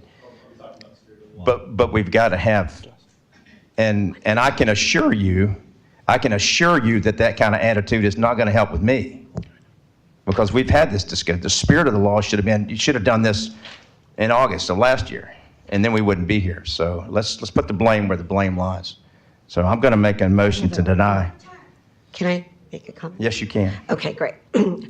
I know that the one thing that I do want to share, and I've heard this from staff as well, and I had a conversation with Dick D'Souza about this. In the 11 years he told me that he's been here, he has never had a situation like this come up.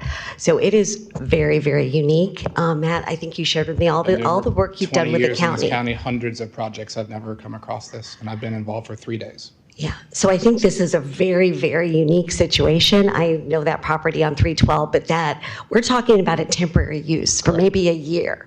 The permanent use is that's something entirely different.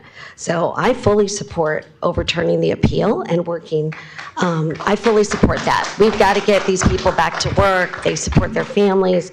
I think we can do that in a safe manner. But again, I just think because it is such a unique situation that that I support doing that and working with you. So that's okay. Thank you, Commissioner Joseph. I'm not here to make the popular thing. I'm here to have the safety of this community, so I will second your motion.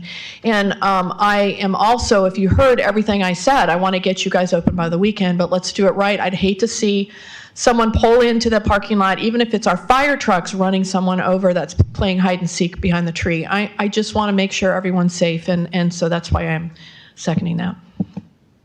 Okay. Which motion? Mine? Okay, motion to deny the appeal, ADMA 26-1, the outpost at Old Moultrie Road appeal based on two findings of fact as provided in the staff report, upholding the administrative interpretation letter. And now we have a second.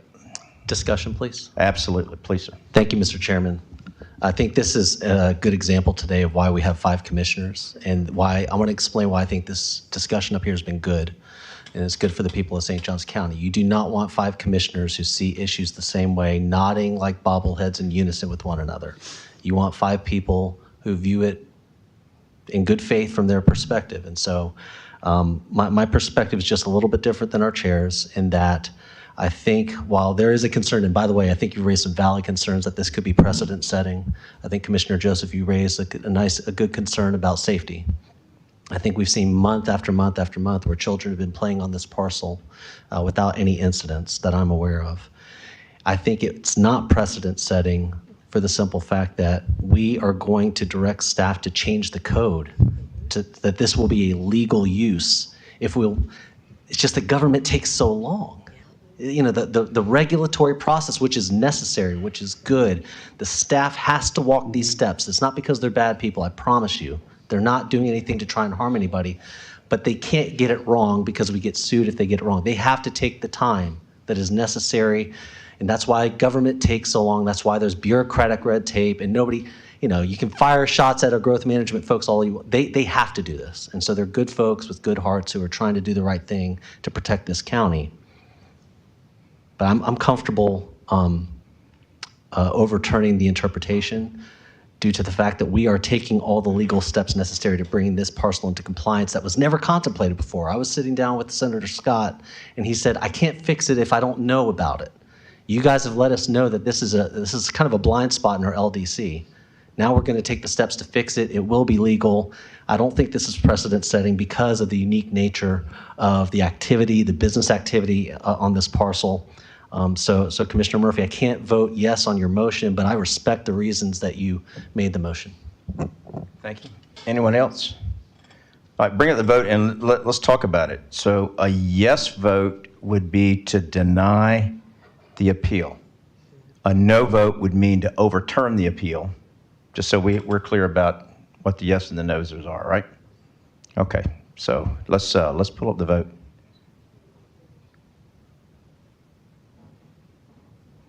Whenever you can. And if you can't, we'll do it.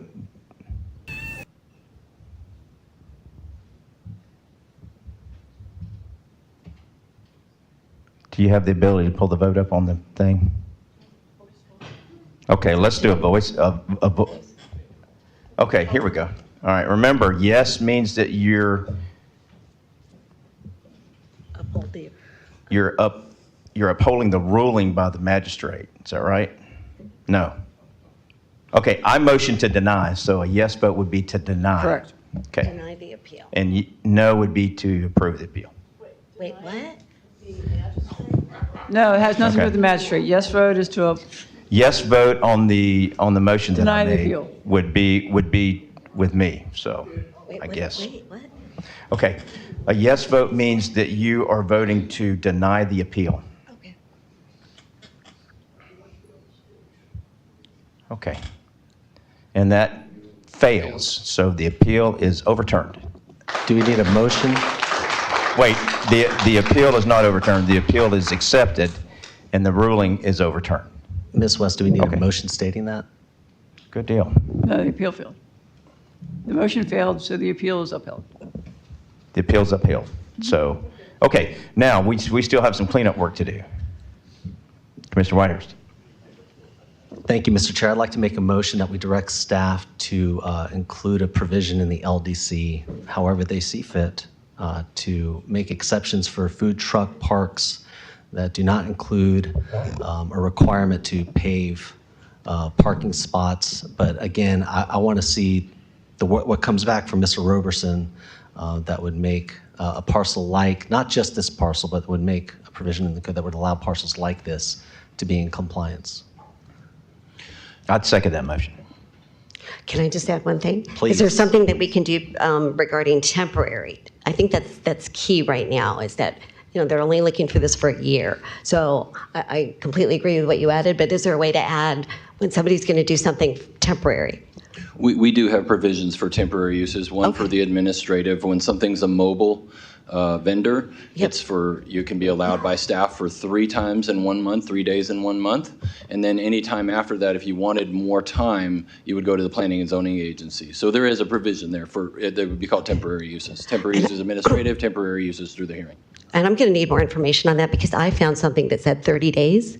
You could do a 30-day temporary, so technically you could do 12 temporary permits within a year, and each one could be 30 days. Sure, we have different types of temporary uses. You have temporary uses that are for seasonal uses, such as Christmas trees, pumpkins, and things, and those have longer time frames. But when you look at the section for the mobile vending, that is where it's more restrictive with the 3 days for administrative staff. And then the code says anything that exceeds those time frames that are set, you would go to the planning and zoning agency.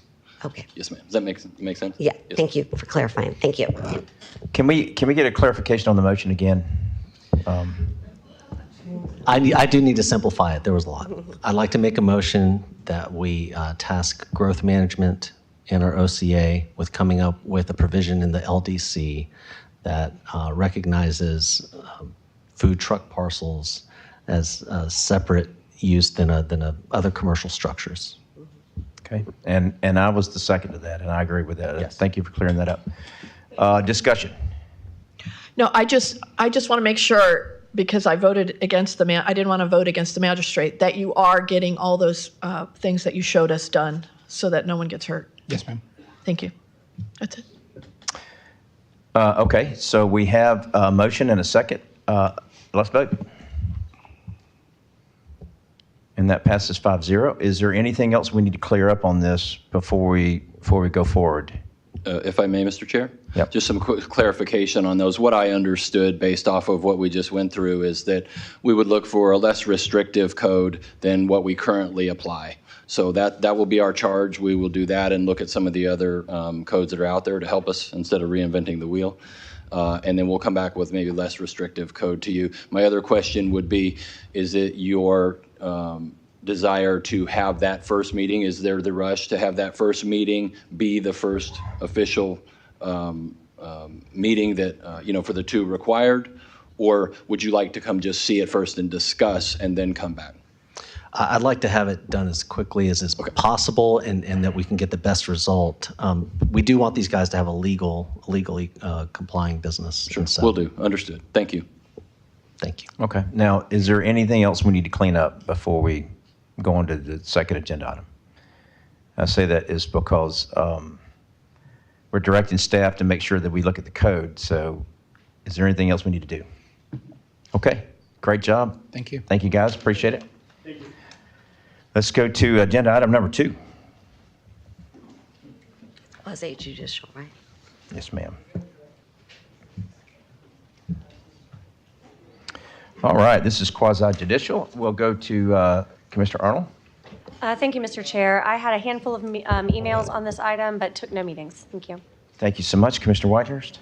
I had a couple of emails. I also had a call from Ms. Whittington. She asked me if I had any questions or concerns about this. I did not have any questions at that time. Okay, thank you. Commissioner Taylor? Yes, I had 3+ emails, a meeting with Catherine Whittington, Bill Schilling, Randy Hamill, and staff. Okay, I also had a handful of emails and a meeting with staff and 2 emails and no meetings from Commissioner Joseph. So you have the floor. Thank you. My name is Catherine Whittington, 236 San Marco Avenue, in St. Augustine, 32084, representing the applicant, Golfway Center LLC. With me today is Bill Schilling with Kimley Horn. He is the civil engineer and transportation expert. Also Blair Knighting, she's the planner, also with Kimley Horn. And Randy Hamill, the project manager for the applicant, Golfway Center LLC. Also Byron Peacock, a certified professional wetland scientist with Peacock Consulting Group, LLC. And before I get started, I just want to thank our reviewer, Evan Walsnovich. He did a good job on the review and the staff report. The land use and zoning maps. On the left is the future land use map. The PUD, it's an existing PUD, is part of the large mixed-use district node at the northeast quadrant of I-95 and IGP. And I don't think we have a pointer here, so right there.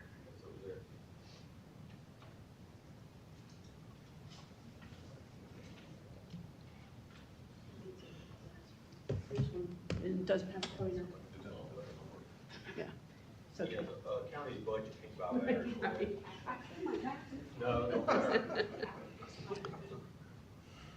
Okay, and you can see that in pink, it's in the mixed-use district. And then on the right is zoning map. In blue, it's zoned PUD, and it's completely surrounded by other PUD zoning.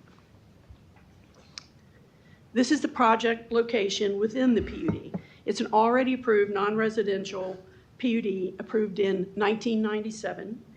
The only developed parcel to date in the PUD is the DLP headquarters here, formerly the Tree of Life building. You may or may not have received directly a letter from DLP supporting this application, but it is in your staff report if you didn't receive it directly. This application replies only to the remaining development property you see outlined in red. The original PUD applied to 27.6 acres with 293 square feet of commercial development. After construction of the DLP headquarters building of 71,968 on 4.28 acres leaves the remaining development property of 23.3 acres and 221,000 of approved entitlements. This is a surrounding development map. It clearly demonstrates the project is infill development. It's completely surrounded by existing or under construction development, mostly residential, but there's very little commercial development on this side of I-95 and IGP intersection. By the way, this is the last remaining parcel that's undeveloped in this quadrant. Here are the 5 changes that we're requesting to adjust the already approved non-residential development rights that are needed to update and better position the project for successful economic development. But it's important to note at the top, there is no increase in development square footage proposed. There are 221,032 square feet of already approved commercial, retail, and office uses to be located anywhere within the PUD, and to remove development acreages, which I will show you where they were specified in just a moment. To eliminate the requirement to preserve the isolated wetland on site, which I also will speak about in a moment.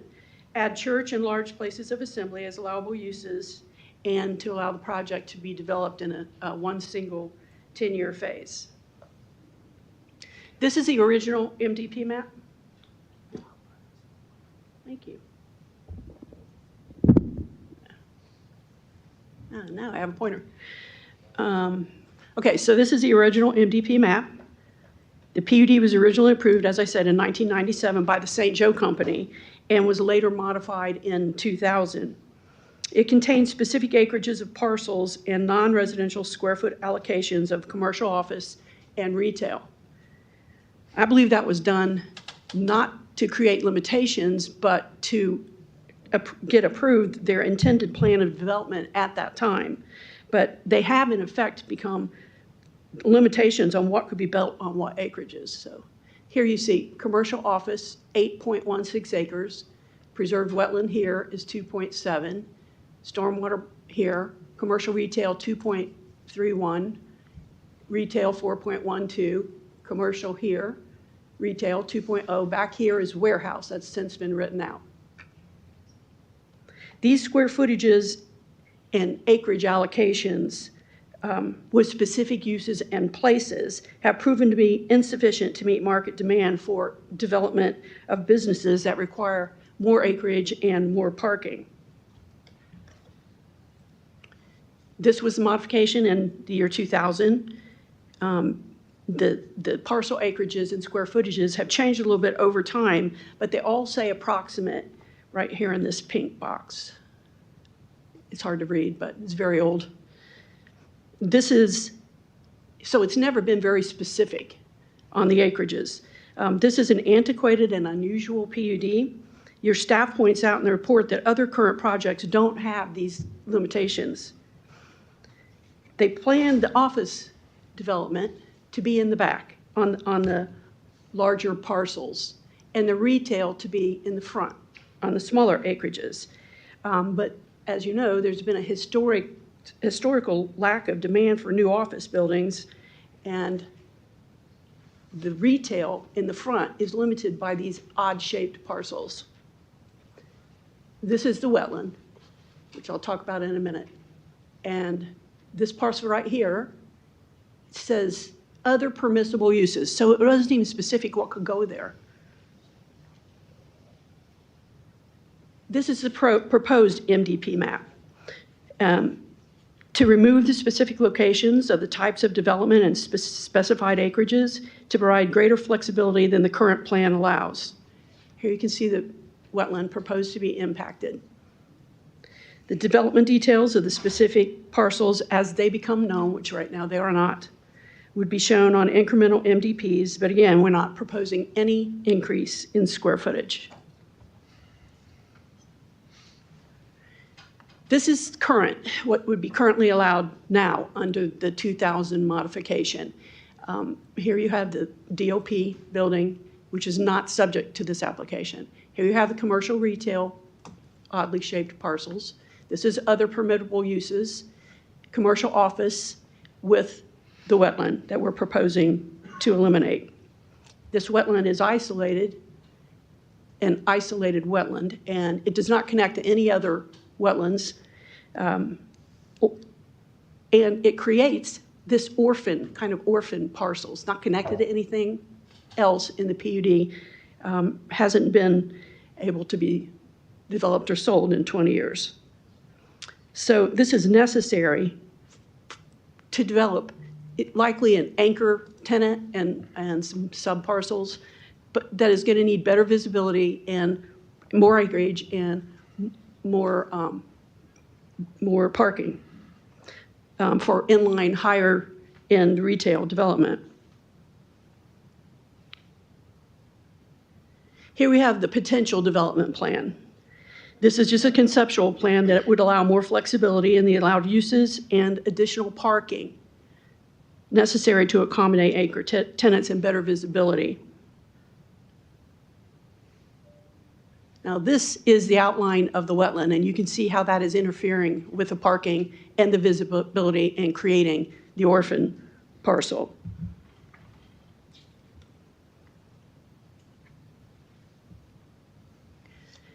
This slide shows the approved uses in both of the use categories and how many of them were designed to overlap. It's pretty unusual. So it really makes little sense to distinguish between them and where they can go. The blue is allowable in both the retail and the office categories. The yellow is only retail, and pink is only office.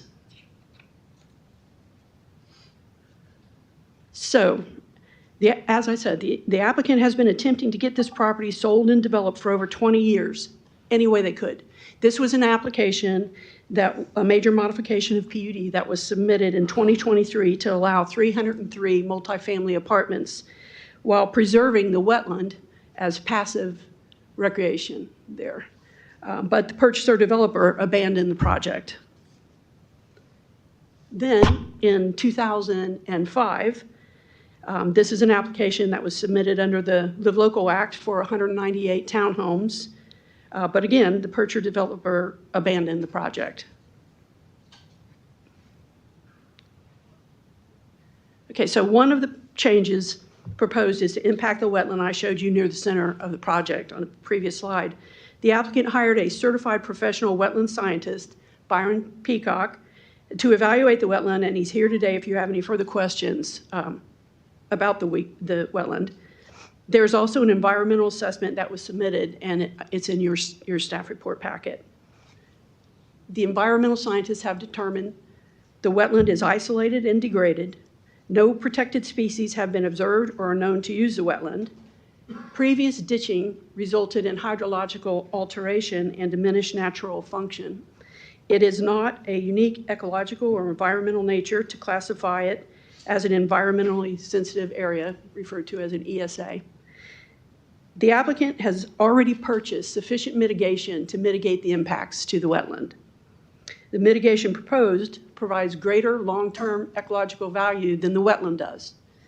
The Corps did not exert jurisdiction over the wetland, and the Water Management District has released its conservation easement over it.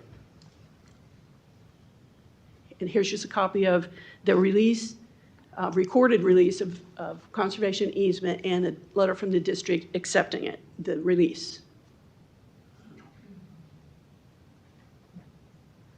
Oops. I think I went too far. Yeah. And so now I will ask Bill Schilling to come up, who's probably right behind me. Okay, here's the equipment. You need two hands.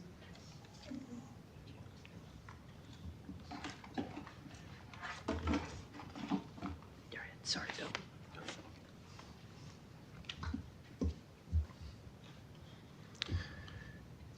Good morning, Commissioners. I'm Bill Schilling with Kimley Horn and Associates, 12740 Grand Bay Parkway West, Jacksonville, Florida, 32258.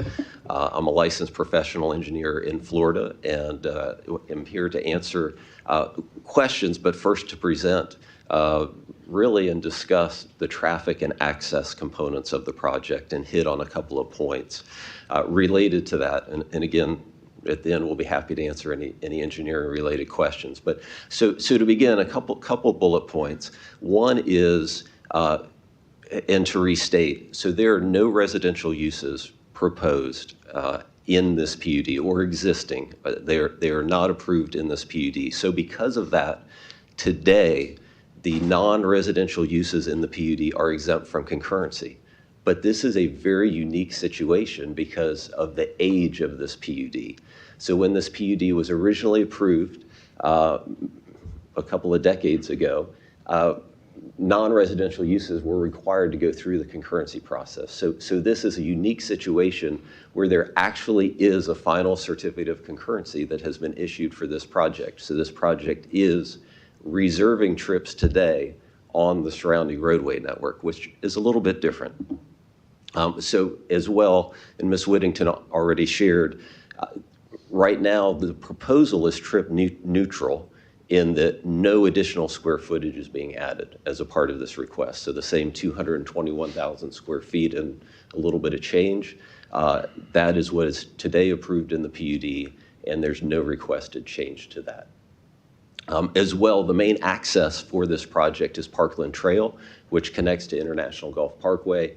It was originally designed and constructed as a 4-lane divided roadway, and I have another slide here in a second that will show that even with the construction of this project, or I shouldn't say even with, but with the construction of this project, there's adequate capacity on Parkland Trail to handle the uses, and these uses were considered when Parkland Trail was designed and constructed. And again, this is essentially, at this point, an infill project for this northeast quadrant.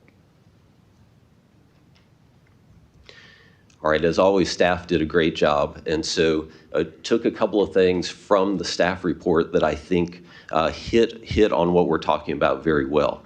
So one is staff have noted that trips have been reserved on the road network link for build out of the PUD. Again, the applicant has been issued an FCOC, which stands for Final Certificate of Concurrency for the project. And then one thing that I do want to point out, because it's very important, is the Land Development Code, because of the size of this project at over 200,000 square feet of non-residential uses, at the time construction plans are submitted, the Land Development Code still requires a site access traffic analysis. So when this project does move forward, when civil engineering plans are submitted, we also will still be required to submit a traffic study to demonstrate that turn lanes are the correct length, that the signal at IGP is timed correctly to accept this traffic. And so that's the third bullet that staff noted, which is important. So there is still a level of traffic review that we have ahead of us to make sure that the traffic operations work acceptably. So again, although traffic impacts have been mitigated, staff will review the site access design at the time of construction plan review to determine any necessary access improvements to provide safe and efficient access to the proposed development. So that will be a part of that traffic study. All right, so this zooms into Parkland Trail, right where we're at.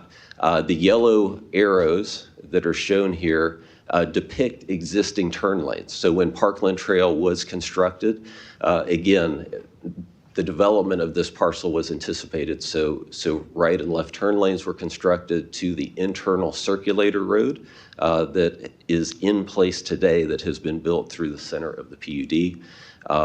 Ultimate access to the county's roadway network is here at Parkland Trail and the International Gulf Parkway intersection.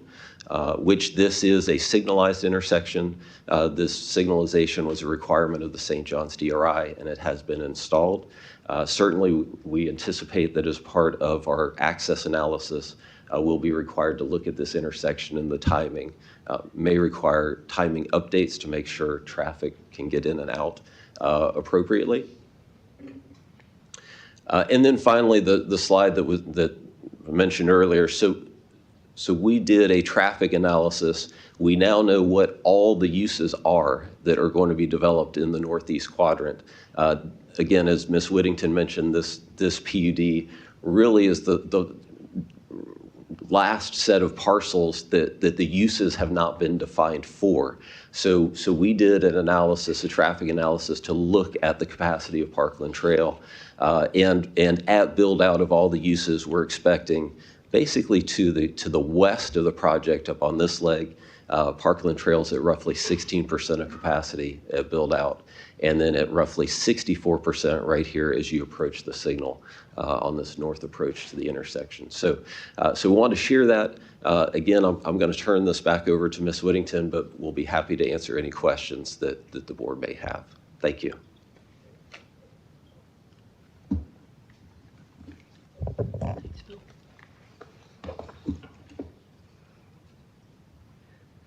Okay, now for the fun stuff. These are just a few provisions of the comprehensive plan and the land development code that demonstrates it's in compliance. Policy E2.2.4, the comp plan. This is not an environmentally ESA required to be protected. Article 12A, E, F, and G. It has not been determined an essential habitat to listed species under the methodologies of the Fish and Wildlife Conservation Commission, Department of Agriculture, and U.S. Fish and Wildlife Service. Policy E229B and D, after the planning process for elimination, has considered the type, value, function, size, condition, and location of the wetland. That's the policy. It has been determined that water depths in the wetland are relatively shallow and inundation periods have been reduced by ditching 50 or 60 years ago in the surrounding agricultural field, resulting in the wetland being hydrologically altered and thus having diminished natural functions. And we have Comp Plan A1311. A rezoning shall not be approved if it unreasonably or unduly impacts the natural environment, and the assessment demonstrate that it does neither. Section 10.212A, B, and 10.223 of the St. Johns River Water Management District ERP Applicant's Handbook. The ecological value of the functions provided by the area of wetland to be adversely affected is low, based on a site-specific analysis using the factors in section 10.223, and the proposed mitigation will provide greater long-term ecological value than the area of the wetland to be adversely impacted. So just some of the benefits of the PUD modification: allowing approved commercial uses to occur without acreage limitations anywhere within the remaining development area creates a more efficient plan of development and will correct the imbalance of office and retail development options in the project. Eliminating the wetland in the center of the property will greatly increase marketability. It's infill development, as Bill just said, along a signalized existing 4-lane divided road, so the infrastructure is already in place and the impacts are already accounted for. This allows a mixed-use project to be successful in serving the residential areas in the immediate vicinity and east of I-95 IGP intersection, where there's very little commercial development on that side. It results in internal trip capture by the retail and services to be provided to the numerous surrounding residents in the area, and it complies with comprehensive plan and the land development code. Lastly, just a few more comments from the staff report. The modifications described in this major modification application are consistent with the development types outlined in Objective A19 of the Comprehensive Plan for Mixed-Use Districts. The second, removing restrictions on commercial uses within the PUD aligns this development more closely with the policies governing mixed-use districts as established in the Comprehensive Plan. Third, in comparison, the St. John's Interchange Parcels PUD and the World Commerce Center PUD are two nearby large PUDs that permit commercial uses and have specified entitlements. Their relevant MDP maps do not restrict commercial uses to specific categories within the development, as this one does. And then finally, unanimous recommendation of approval from PZA 7.0. With that, I and the team are available for any questions you may have. I just have one question. You said internal trip capture. Can you expound on that a little bit for me? Because I like the sound of it. Let's talk about that. Yes, sir. So there are, again, anticipating that this is going to be, and it will be non-residential development, so entirely non-residential development. There are significant residential uses in the northeast quadrant that are interconnected. Parkland Preserve is an example, apartment complex, other uses. And so this will now be an opportunity for those folks to be able to get to shopping retail uses without having to get out onto the county road network. So that would be the internal, which this is a great slide, which, yeah,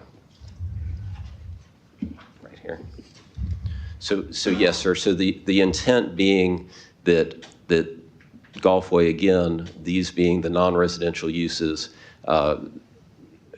And you can see Parkland Preserve, Pulte is working on a project here. This is a 55 and older multifamily project, existing apartment complex. And all of Bannon Lakes, which can get across here, all will have access to these non-residential uses without actually having to get out onto International Golf Parkway. Okay, Yes, thank sir. you. Commissioner Joseph, you have the floor. Yes, would you, I know this could be a Live Local Act issue. Can you say that won't be used for that? I've discussed that with my clients, and I'm afraid we cannot, because after 20 years of non-development, we can't afford to give up all development options. But I will tell you this, if they had intended for it to be residential, we would have added that as an allowable use, and we did not. Anything else? Yep, I have some questions. Okay, go ahead. Great. If you could go back to the site map, please. Which site map? The The one- conceptual plan? Yes. This one? Yes, this one, right. And how many total acres is it? How many total acres? 23.3. 23.3. Okay, that's what I thought. Because I know when we had met before, we had talked about the map. Don't you have one that shows the, I thought there was one that actually showed where the wetlands are. Yes. That one? Yes, okay. Yep, right here. Okay, perfect. So one of the things that we had discussed was that out of the 23.3 acres, 2.7 were the wetlands, and then I know the additional acre for the buffer. But clearly, when you look at that, that drawing, it looks like there's much more wetland space. And one of the things I had asked was for you to do something more to scale, and because that was one of the comments that I heard. Well, it's not to scale. Well, if you look at this interpretation, it makes it look like it's almost a third of the property being wetlands. And so I asked, could we please get a map that shows 14% of that area? And I don't see that. First of all, it's of the remaining development area, it's 16%. And of the whole PUD, it's 14. And Right. so, do you want to address Right, this one? because I know you addressed that it wasn't to it- scale, it- so. It is to scale. It has been surveyed, and the wetlands have been flagged and surveyed. I think what's happening, and Bill can jump in on that, is it showed an upland buffer, which would have been for a jurisdictional, a requirement for a jurisdictional wetland. This is not. That was wrong. This is only, it's an isolated wetland that does not require a buffer all the way around it. So I think some of the trees and vegetation that are still there is maybe skewing this a little bit, but they have been professionally surveyed, and so has the wetland. Bill, did you want to add anything there? Yes, ma'am. So yes, ma'am, real quickly, I know that was one of the items of discussion. And I will share, we went back and we recalculated at least twice, if not three times, the acreages. And the acreages are correct at the 23.3 acres. And then 3.7 acres is the total wet area. And we did confirm, and I agree with you, this looks a little bit deceiving, but so this is the 3.7. So it's the total, not the 2.7. Right, no, I understand that. But we did recheck, and while it looks deceiving, yes, this is the 3.7 acres to scale. Yes, ma'am. All right, great. Thank you. Thank you for clearing that. And then as far as legal goes, Keely, could you please address, is the wetland at all ecologically of value? So I think they have their ecologists, I think they're offering mitigation, and so when they released it, they had to provide alternative mitigation, and then for their future impacts, they have to provide mitigation, and mitigation is normally only required to offset ecological value, so I would say yes. Okay, great. And that is a big concern because Our certified wetland scientist is here if you would like him to address that, if needed, or right, that's but no, satisfied. but I mean, no, you just answered my question, so that's fine. I mean, I understand that they're isolated, but it doesn't mean that they're not important. That they're not important. That's all. I don't think we can ignore that, especially with so much residential there. So But they have been degraded, and that's been documented. This wetland has been degraded by previous ditching. What was that? No. Okay. Yeah, no, that's just my concern is that there's not a lot of wetlands there anyway, and then to just, it's, that's important. We should not be ignoring the wetlands. So what are you saying about these wetlands? Is it because they were isolated that they're not wet anymore? No, And let me call up our wetland scientists, because it's degraded. It's been degraded. No, I can understand that, but when Yeah. you say degraded in layman's terms for us from Palaca, you'll have to try to. It means they're not wet anymore, right? No. Byron Peacock with Peacock Consulting Group at 12058 San Jose Boulevard, Suite 604, Jacksonville. If you could pull up the aerial that kind of zooms out. Aerial that zooms out. Nope, other way. Right, the aerial photo. There's several of them, Byron. There, that one. Will that do? A little bit farther out.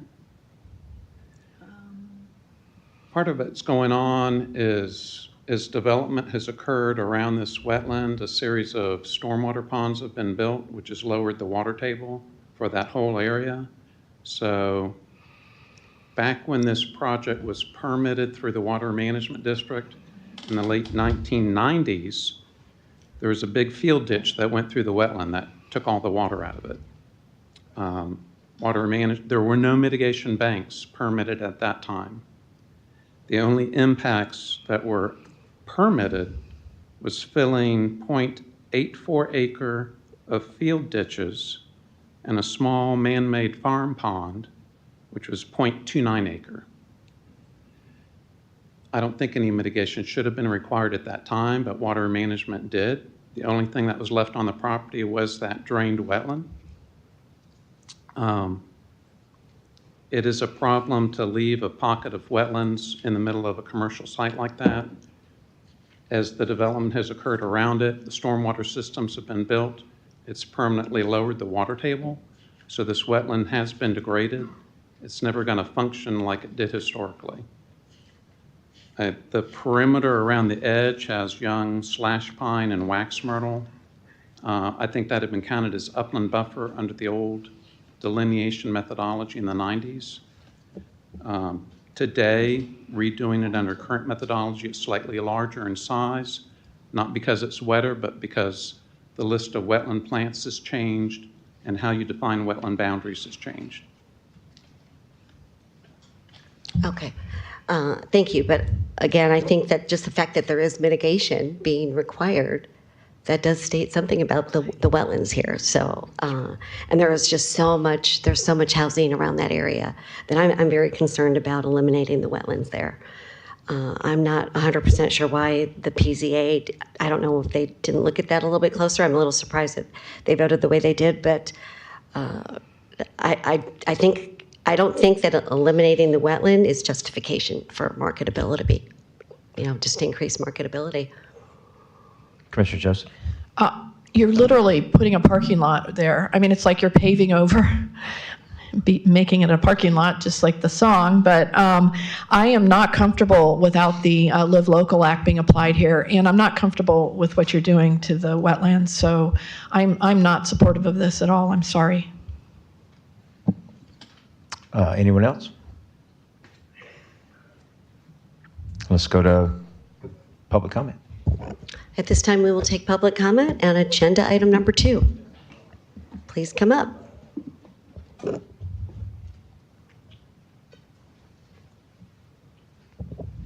Good morning. Good morning. How y'all doing?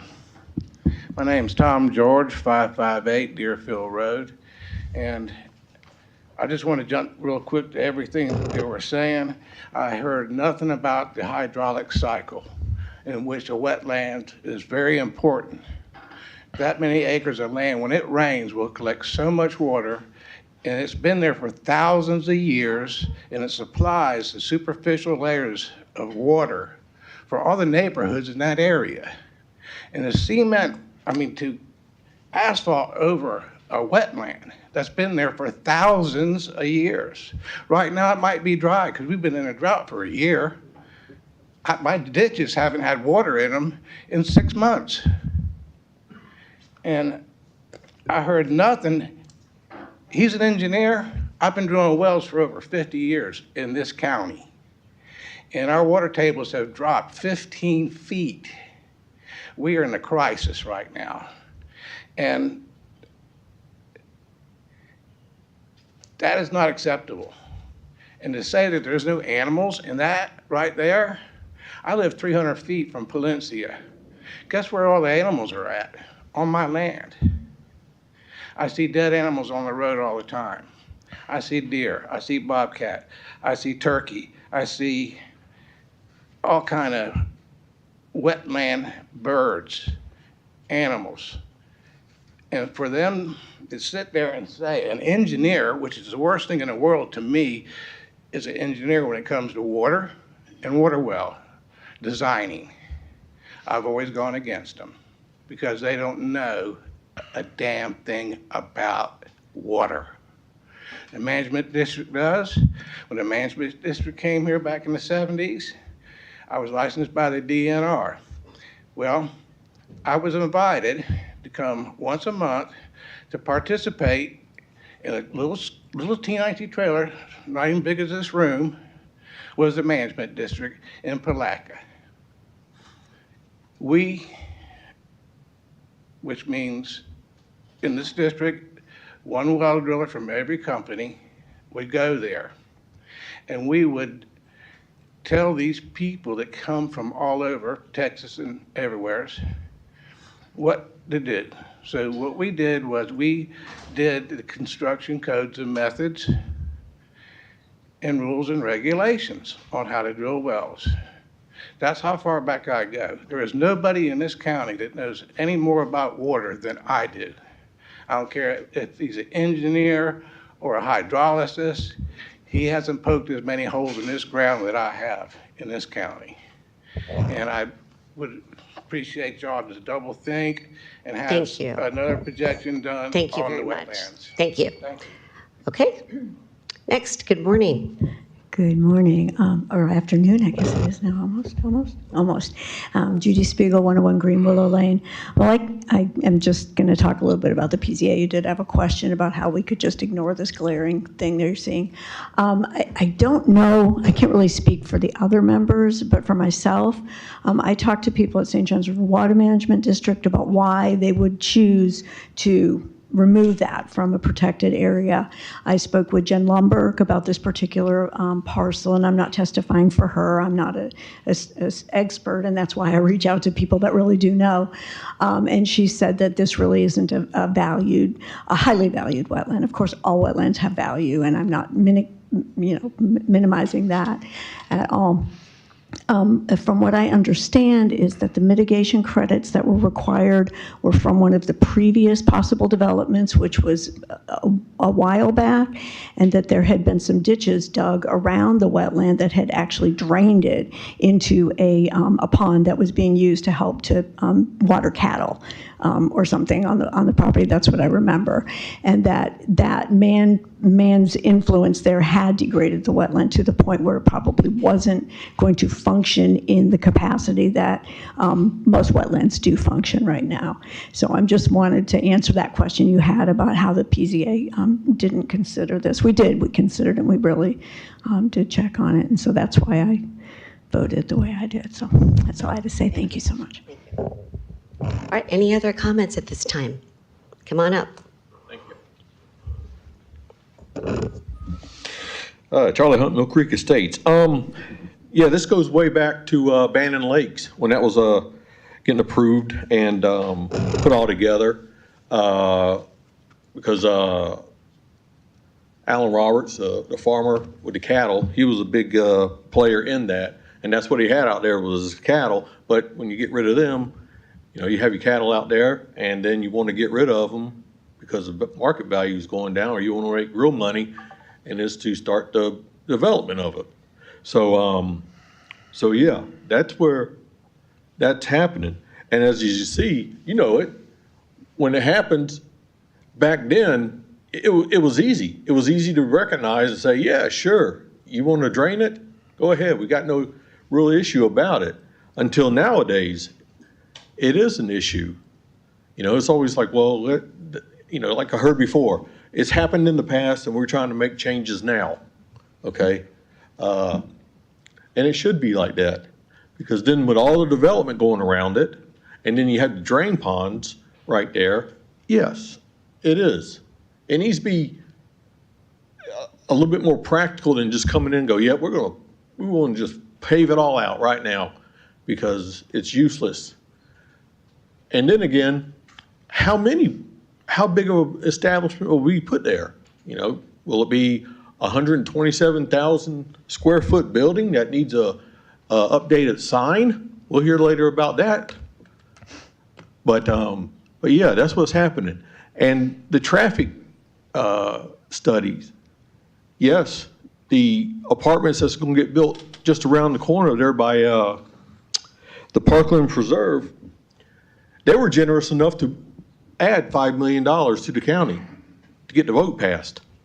And they did, and it got passed. And so now they're going to start putting, over like 275 townhomes up there.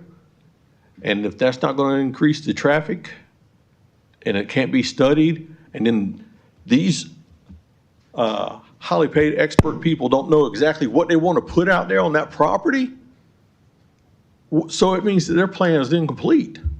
Think of it like that. Think of it like that. Or, like I always like hearing is, property rights. If they own it, then let them do what they want to do on it. Is that being a little bit over extravagant on it? But it's property rights, you know, because if not, if we don't do nothing about it, the state will pass a bill and we'll have to deal with it later. So think about it in that sense. Thank you. Good morning. Good morning, Board. Pamela Caramati, 411 Sternwell Drive, St. John's. I am opposed to the removal of wetlands. I caution the board not to ignore but understand the necessity and the value of wetlands.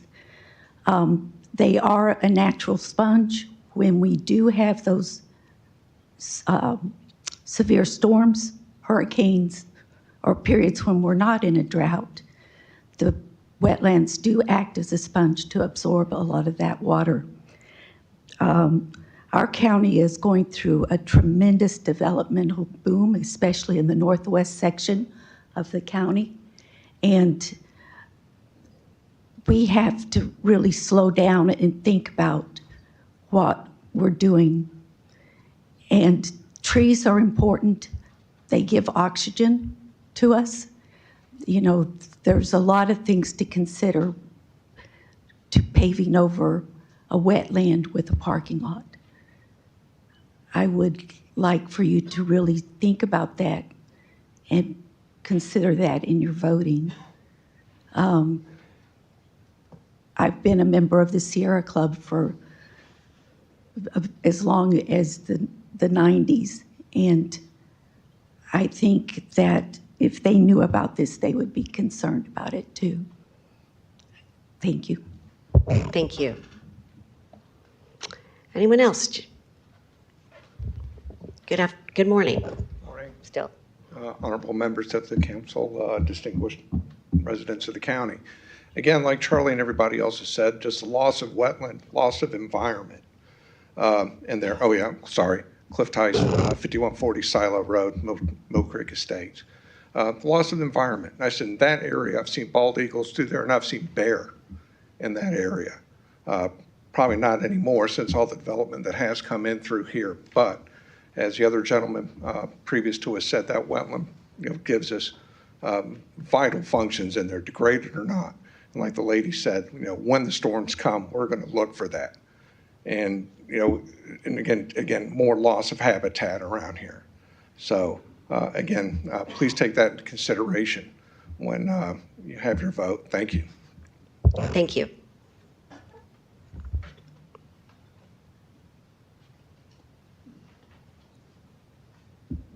BJ Kalady, West City, St. Augustine. You need to deny this request because you should not, I don't care how small it is or how big it is, you should not eliminate the requirement to preserve the wetlands. Once again, this all boils down to quality of life versus money, which is development. 20 years and they want to do something. Well, this is a time to help people understand, even though you have property rights, There's a right kind of development and there's a wrong kind of development. So please deny this and think about it, because they could do something else. They can redo everything they want to do and leave the wetlands alone. Again, it doesn't matter how big the wetlands are. There's development that's going to affect it. So this will be an easy vote, deny. Thank you. Are there any other public comments at this time for agenda item number 2? Okay, seeing none, we will close public comment. Okay, back to the board. Just a couple questions. Mitigation, what does that mean? Wetland mitigation.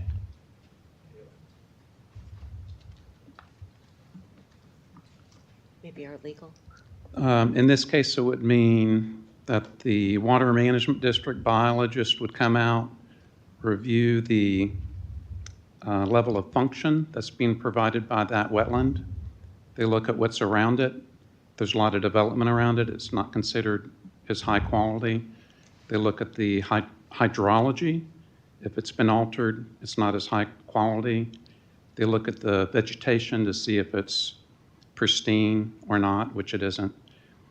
A score is assigned on a per acre basis times the acreage of the wetland impact, and you come up with the amount of mitigation credit that would be needed.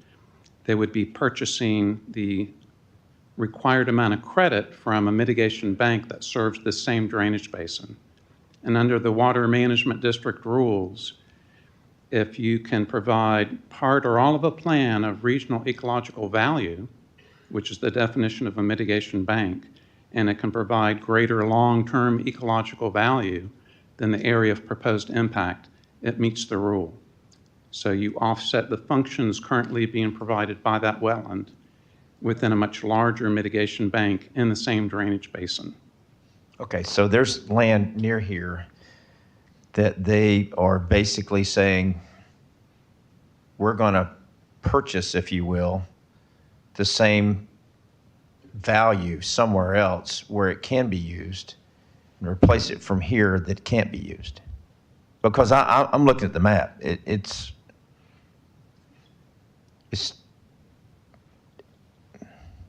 I'm reading the definition of wetland degradation. A negative trend in wetland condition caused by physical or direct or indirect human-induced processes. So we have drained that wetland. The people have. Whether it was a farmer, whether it was a developer 20, 30 years ago, they drained that wetland. So it's not really a viable wetland anymore. It's just got trees from 20 years ago that grew in a wetland there's no more wetland. Am I right or wrong?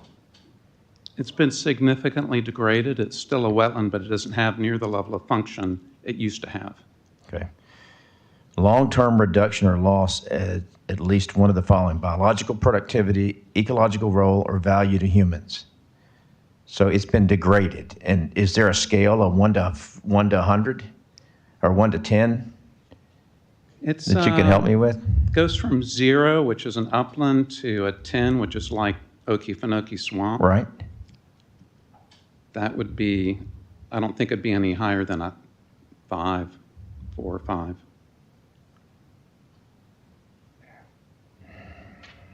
Okay, because I really share my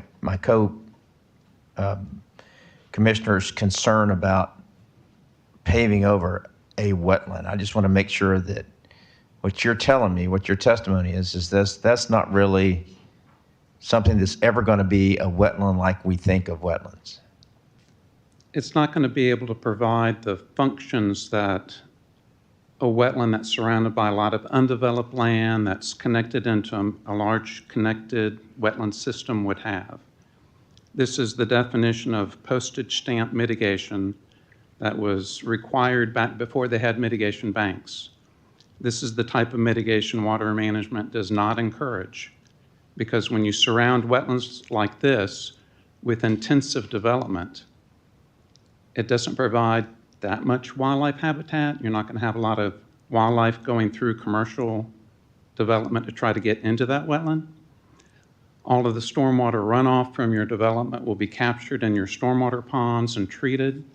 Whatever storage functions being provided by that wetland will be offset with your stormwater system. So you're basically leaving kind of a tree island within your commercial development. Thank you for that explanation. Yeah, any rebuttal?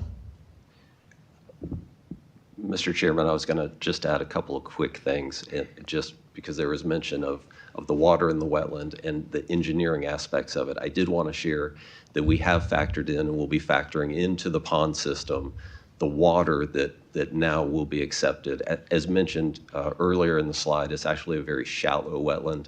So in its current condition today, to everyone's point, it holds very little water. And so we have already accommodated that in the ponds and anticipated that.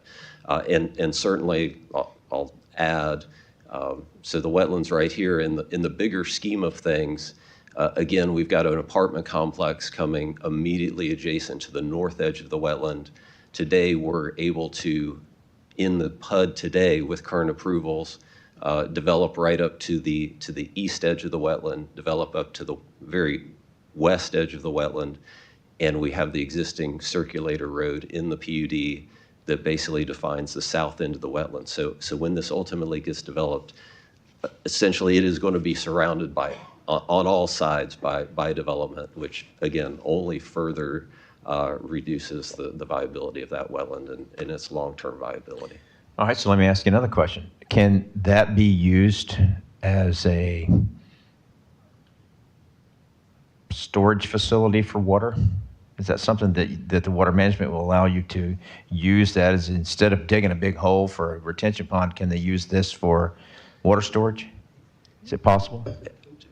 Technically, we could get credit for that, but it's not a very efficient use, again, because it's not very deep.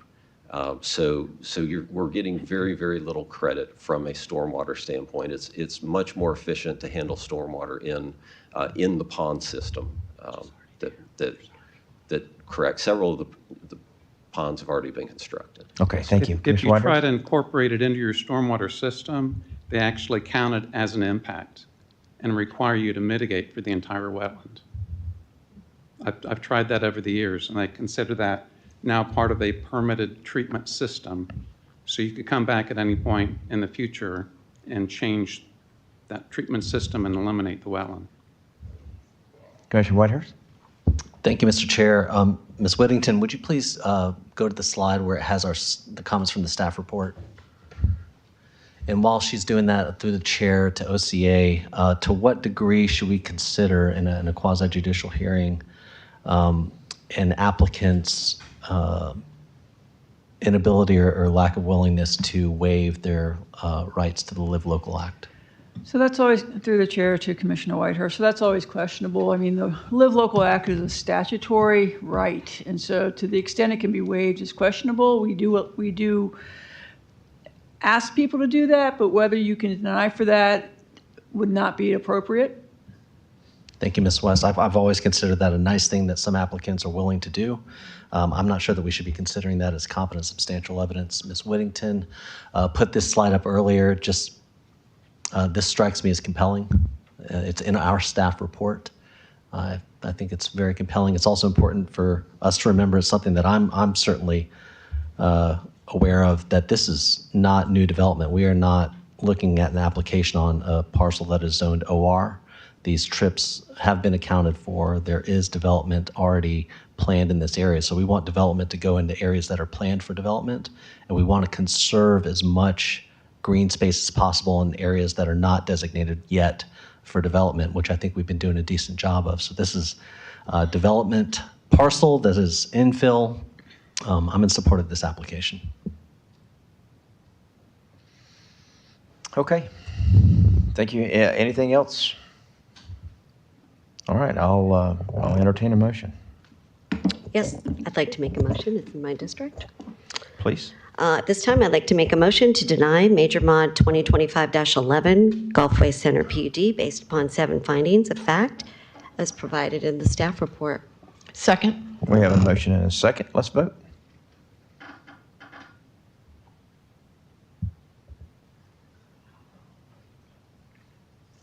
Okay, that passes 3-2. That deny passes 3-2. Could I, while we're here, ask for a waiver to Article 9 on the prohibition of bringing it back within a year in case they decide to come back with any changes? I don't have a problem with that. Anything on the legal side?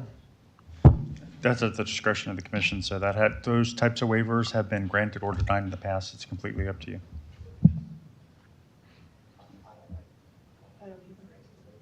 Well, we do not have a consensus, so my apologies. Thank you. Let's go on to agenda item number 3. Good morning, Commissioners. Ryan Ross, Assistant County Attorney, here for agenda item number 3. Before I give a quick update and ask for direction regarding Enclave at World Golf Village, I do want to note one correction from the printed agenda. The property was identified as being in District 4. It's actually a District 2 property, so I want to make that clear for the audience and the public and correct that from the agenda. This is a carryover or a follow-up from from a rezoning that you considered and denied last August for a project off of Passetti Road named Enclave at World Golf Village. At the time, the application was to take an existing PUD with existing rights to 21 single-family homes and modify that or rezone it to allow for 63 townhomes, including a workforce housing component. You denied that rezoning. Subsequent to that denial, the property owners, the Hilberts, engaged the statutory FLUDRA process. The first step in that process was a mediation, which was held to try to see if something could be resolved. Well, the agreement that we came to as a result of that mediation was that we would allow the Hilberts to ask this board whether they would consider scheduling a new rezoning hearing for a new proposal that's kind of based on allowances under the 2050 comp plan amendments, which have recently been approved. Instead of the 63 townhomes with a workforce component, now they've reduced that demand to a proposed 36 townhomes with no workforce housing component. What we're asking today is whether you want to consider holding that rezoning hearing. This is not the rezoning itself. It's just whether you would want them to come back. Typically, when you deny a rezoning, there's at least a 1-year period where they can't apply for a new rezoning. This would expedite that and kind of move up the calendar. If you were to allow them to have a new rezoning, that would go through all of our normal rezoning channels like PZA, public notice, advertising, all of those requirements. Their attorney for the Hilberts, Jason Gabriel, is present and can answer any questions that you might have regarding this proposal. So I'm here to answer any questions, or Mr. Gabriel's here as well, if he would like to say a few words. Okay, any questions from the board? Mr. Gabriel? Good afternoon. Jason Gabriel, the law. Give me just a second. Oh, sorry. Commissioner Whitehurst, you have the floor. No, sir, I was just going to say I wanted to hear from Mr. Gabriel. Sorry, go ahead. Thank you. Jason Gabriel with the law firm of Burr Foreman in Jacksonville, Florida, 50 North Flora Street, Suite 3000. Here on behalf of the property owners and the developers, Troy and Buffy Hilbert. And I think Mr. Ross has very nicely and succinctly kind of summarized where we are. We're not here on the merits of the rezoning today. We certainly have a very high-end product with a much less intense proposal, and the idea is to just give it another shot through your normal rezoning process. But with that, I'm available for any questions you might have. Thank you. And I should note that just so not only the board but the public can have a full picture, if you were to take no action or to deny the agreement, the next step under FLUDRA would be a public hearing regarding the merits of either their new plan or challenging the basis for your original rezoning denial. So that would be the next step in this process if there was to be no action or denial today. I just want to make sure that was clear for everyone. Public hearing before who? Well, before the special magistrate. Okay. And this is, we use the word special magistrate a lot. This is not the code enforcement special magistrate. We've retained the services of a retired appellate judge out of Tallahassee with extensive administrative law experience hearing these named Judge Wolf. He's the one that also conducted the mediation. Okay, thank you so much. Let's go to public comment. At this time, we will take public comment on agenda item number 3. Come on up. Good afternoon. Good afternoon. My name is Mike Laster. I'm a board president of Samara Lakes. Samara Lakes is a community immediately affected by the proposed rezoning. Samara Lakes is a community of 856 homes, about 3,000 residents. And all of them are extremely disturbed by the proposed rezoning. The traffic is absolutely horrific. It's become so that traveling about half a mile from the entrance to Samara Lakes to 16 takes about, in the rush hour, 20 to 30 minutes. Adding any additional homes, expanding the number of homes from 28 of the PUD to 36 or 63 just may exacerbate that traffic. The other problem that I'm seeing is there is a median which precludes left turn from the proposed neighborhood or community, which means that they would have to make a U-turn right around our intersection. Not only would it increase the traffic congestion, but also the middle school is right across that street at Meadows, and kids cross it all the time. The U-turn would endanger those kids, would endanger that crossing. So I would urge the board to reject the request for rezoning hearings if possible, and if it does pass to be, to consider the risk to our kids and the traffic congestion which already exists there, which is already way beyond what it should be. Thank you. Thank you. Anyone else? Come on up. Hi, hello, Charlie Hunt, Mill Creek Estates, right across the street from this enclave. That back in 2016, I was actually surprised when Commissioner at the time, Jeb Smith, passed it, and it was only 21 homes. So I'm wondering if this is hurry up and trying to get it done. I don't know how long it is to be on the record, or if it runs out of a 10-year time span. But anyhow, just by dropping it down, it's still more than what was passed. It's still 21 homes that was passed, and that's passed, and they have to go with that.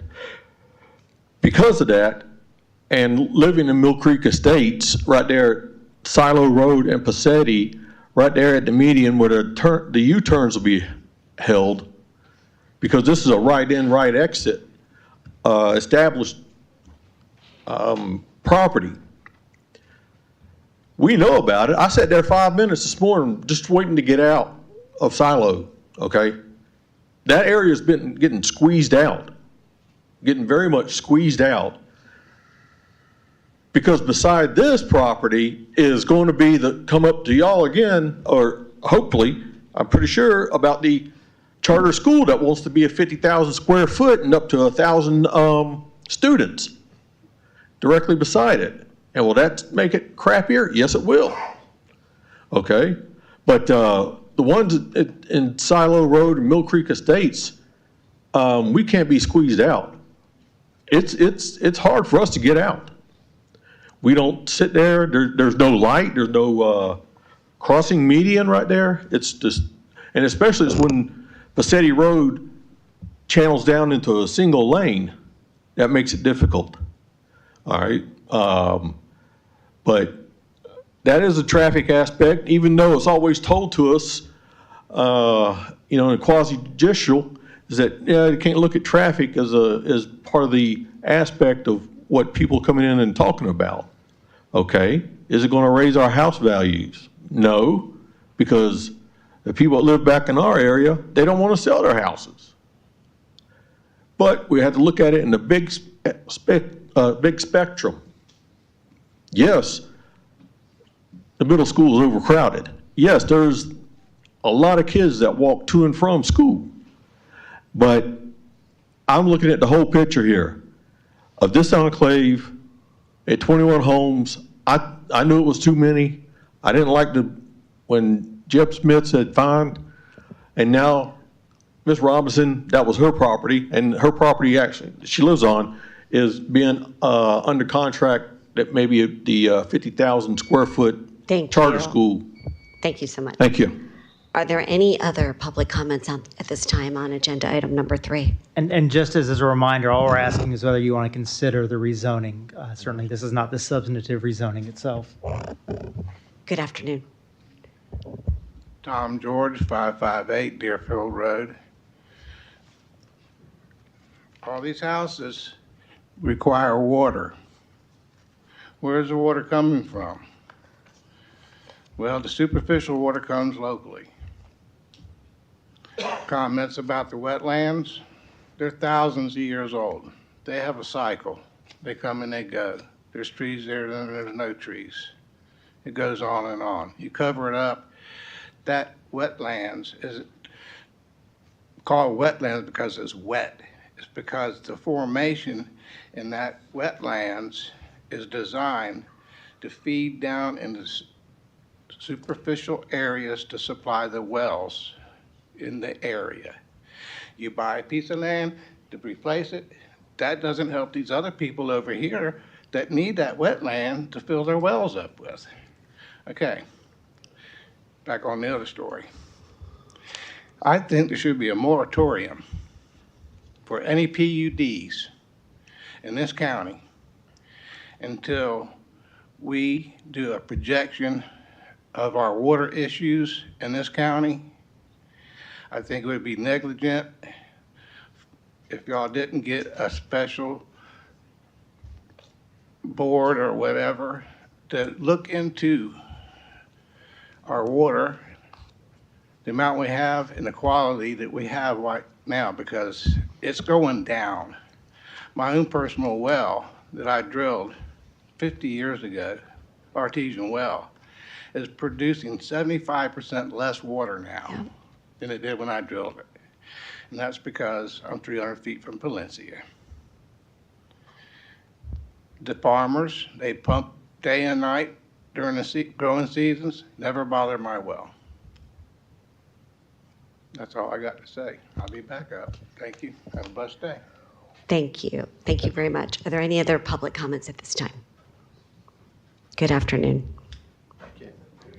Again, Cliff Tice, 5140 Silo Road.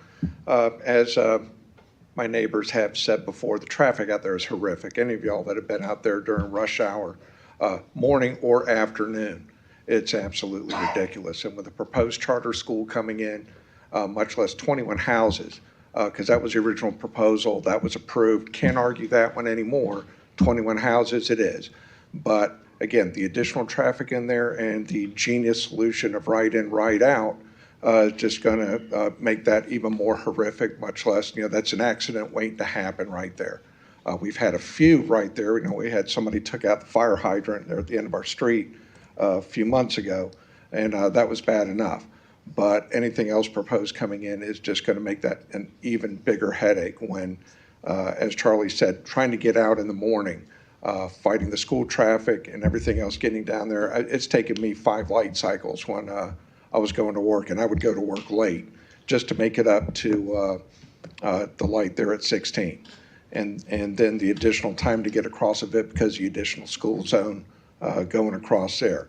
Not going to beat on the loss of habitat again. We've stated that. We know what's going on there, but the bigger thing is traffic and just population density out there is just, it's getting out of hand. So again, thank you. Thank you very much. Are there any other public comments at this time on agenda item number 3? Okay, seeing none, we will close public comment. Okay, Commissioner Joseph, you have the floor. Hey, Mike Roberson, could I ask you a question really quick? Sorry to bother you. He's got nothing better to do. Just work out. So, Mr. Roberson, are the charter schools going to come before the Board of County Commissioners? No, ma'am. They're allowed by right. All right, thank you. Yep. I just have a question. We're not here to approve or disapprove this. We're here just to determine whether we're going to hear it again or whether it's going to go to Fludra. Is that correct? That's correct, sir, yes. Okay, so now that we're back to the board, if there are no other comments, we'll certainly take a motion.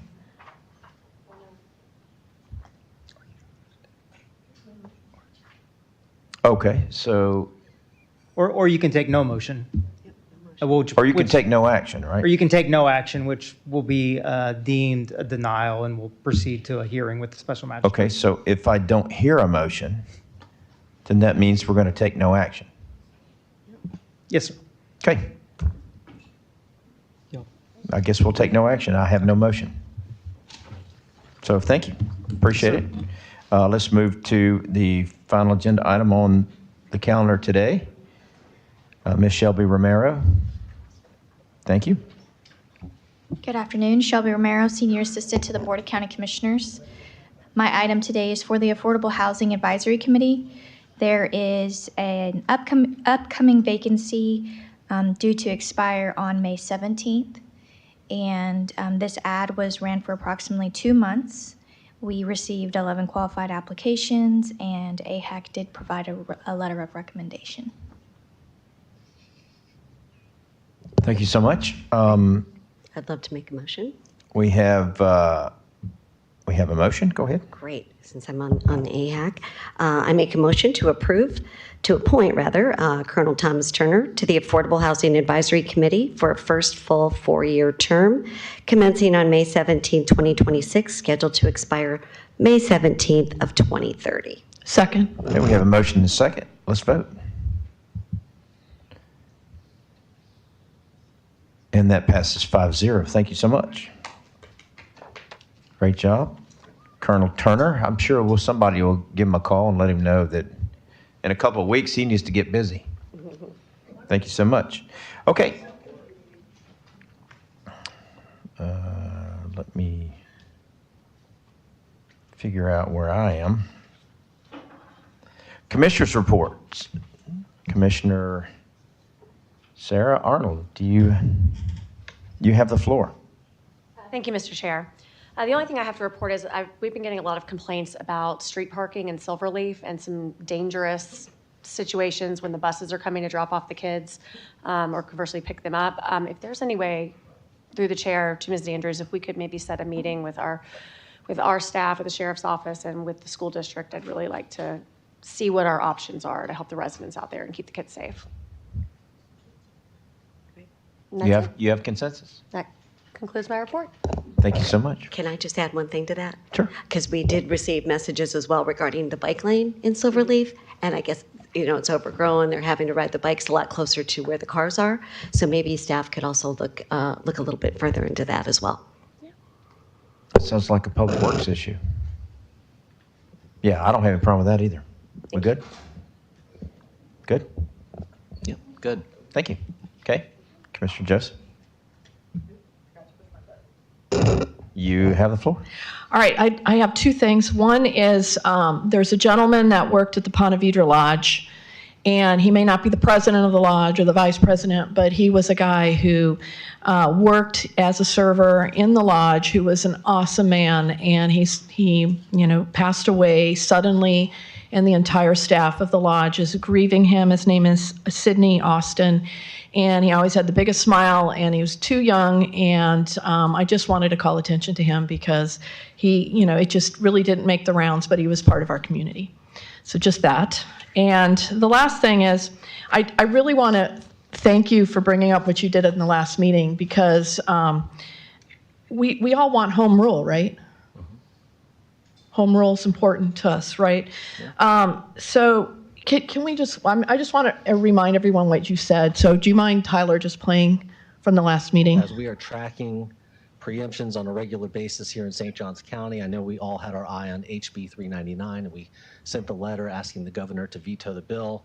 Something that is hot off the presses just happened in an article that I got today, SB 686. So I'm going to read an excerpt from the article that was just brought to my attention. Governor Ron DeSantis has signed a Live Local Act informed measure to make it easier to convert development surrounding farmland into houses or housing or other uses while limiting how much local governments can block or slow these projects. The measure, SB 686, ratified this week, creates a new streamlined process for landowners to seek certification of a property as a, quote, agricultural enclave defined in state statutes, as an unincorporated, undeveloped, single-owned agrarian parcel of 1,280 acres or less that sits inside otherwise developed land. That designation can open the door to development, even if local zoning or comprehensive plans would otherwise prohibit it. So the reason I bring this up, again, we're constantly tracking these preemptions that constrain us and constrain our ability to say no. But in having conversations with folks in Tallahassee year after year after year, a lot of these bills are even filed in the first place because they're having issues with local governments infringing on people's private property rights. It is just another reminder that we should do everything we can as a local board to follow the law, or Tallahassee will unceremoniously bring us into compliance. We cannot allow this to continue to happen, but I know nobody on this board was even tracking SB 686, so that's another hurdle that we are going to have to clear when evaluating applications in the future. So I would like to go to another hurdle. Instead of just sitting here doing nothing and waiting for the preemptions that are happening every single day, we wanted to sue about SB 180. Other counties have done that, or one other county has done that. We now have Live Local in two ways. We love our ag land. I know Commissioner Arnold lives near the ag land, and I know we have gone to the going around to the farms and the farm tour. We're not going to have that anymore, and we need to stand up to not allow these ag lands to just be taken over by rooftops, solar panels, data centers. And I think it's time for us to actually have a task force to try to go after them. And then I think the first part of that task force today should be to fire the Florida group, who has not provided us with any lobbying that we need, that we want. It's in our legislative plan. When choosing a team to assist in influencing public policy, we need to win passage of legislation, modify regulations, establish allies to support public policy objectives. And I've not gotten, of course, you pointed out that we did not know this was coming down, so that's probably a breach of contract, as well as the problem that there's definitely a conflict of interest. I've been thinking about this since you brought it up, which is awesome, because home rule is so important to the constituents out there that I'm hearing all the time, that a list of clients is online. So the clients that our lobbyists are supporting, which is in direct opposite of what we want, well, supposedly what we say up here, is Affordable Housing First Corporation, Danis Construction Company, the Hudson Group, the Hudson Companies, Mattamy Homes, Park Group, PSEG Solar Source, Rainier Inc., Regional Development LLC, Slayman Enterprises, Next Tower, the Towers, Northeast Florida Builders Association, NEFBA. It's just sad, that we are competing against those people. And I think we should look at a different lobbying group, and I think we should start that as soon as we can. Right now, if we have consensus, to look at some other lobbying group, as well as start a home rule task force immediately. So do I have any consensus whatsoever for that? I would just like to add to that as well, because I've been paying attention to that as well. And I look at it like, my husband's been a coach for many, many years.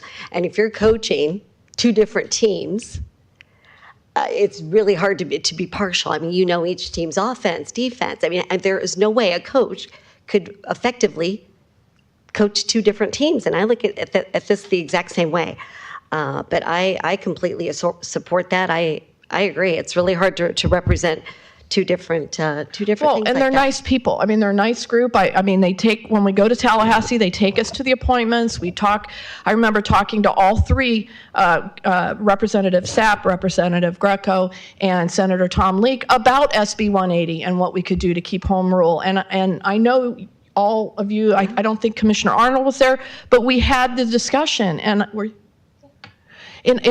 great. And so, I mean, we all see what's coming, and, really, we're ribbon cutters, at this point, because we aren't representing our constituents doing what they really want us to do. So can we look at a new lobbying group?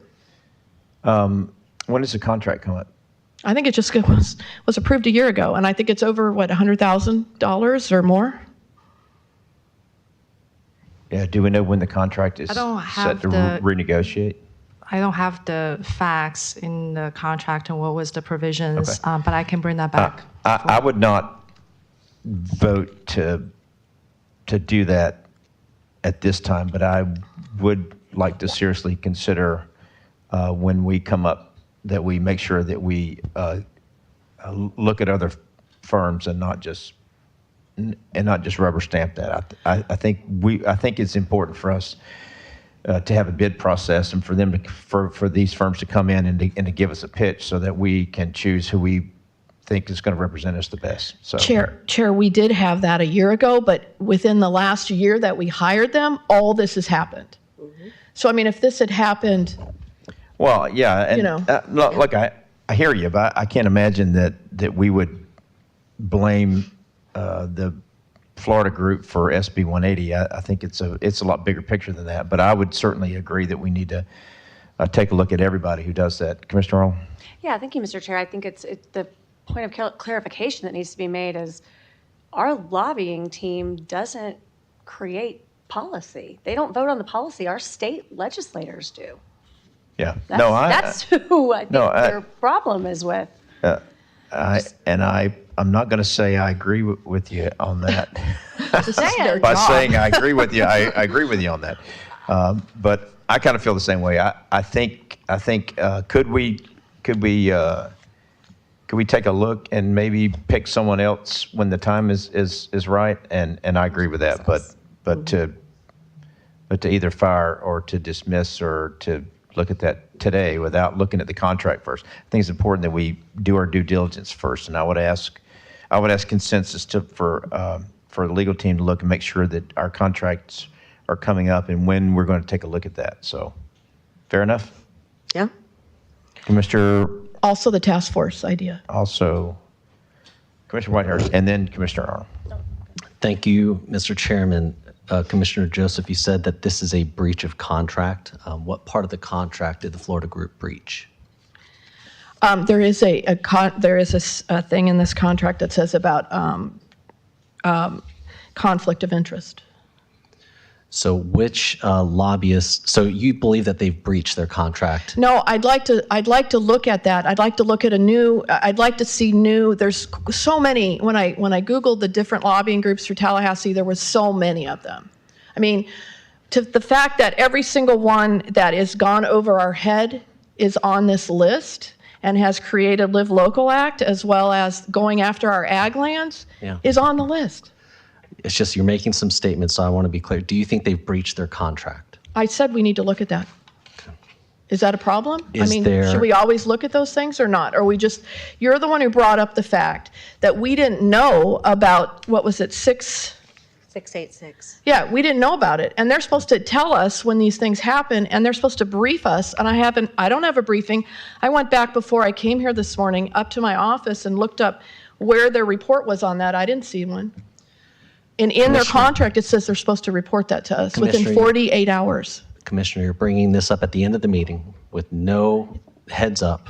You're asking us to make a major decision with no time to consider it. You've made a lot of statements. I'm just trying to seek clarification about your statements. Okay, but we are going to look into it, right? Give me a moment. I'm still trying to process. Okay, sorry. The many statements that you made, and I'm seeking Whitehurst. clarification so that I can make an informed decision about what you're asking me to vote on. Commissioner, you said that you wanted a task force to, quote, go after them. Go after who? A task force for home rule. So I'm not saying to go after anything, but I think to start looking at ways that we have attorneys, we have ways that we can go to Tallahassee and actually do some lobbying from our positions too, also. in a better way with maybe a new lobbyist on a different angle. We have to get creative, because if you really are serious about wanting to save our agriculture land, we need to do more than we're doing right now.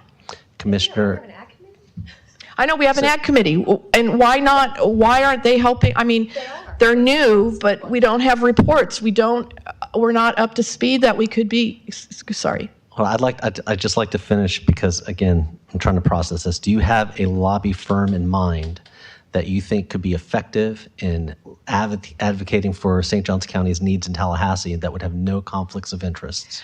I'm not sure. That's what we would look at. And I did Google other counties, and there's like the Southern Group, and there's a list of many, many. The Southern Group has many clients.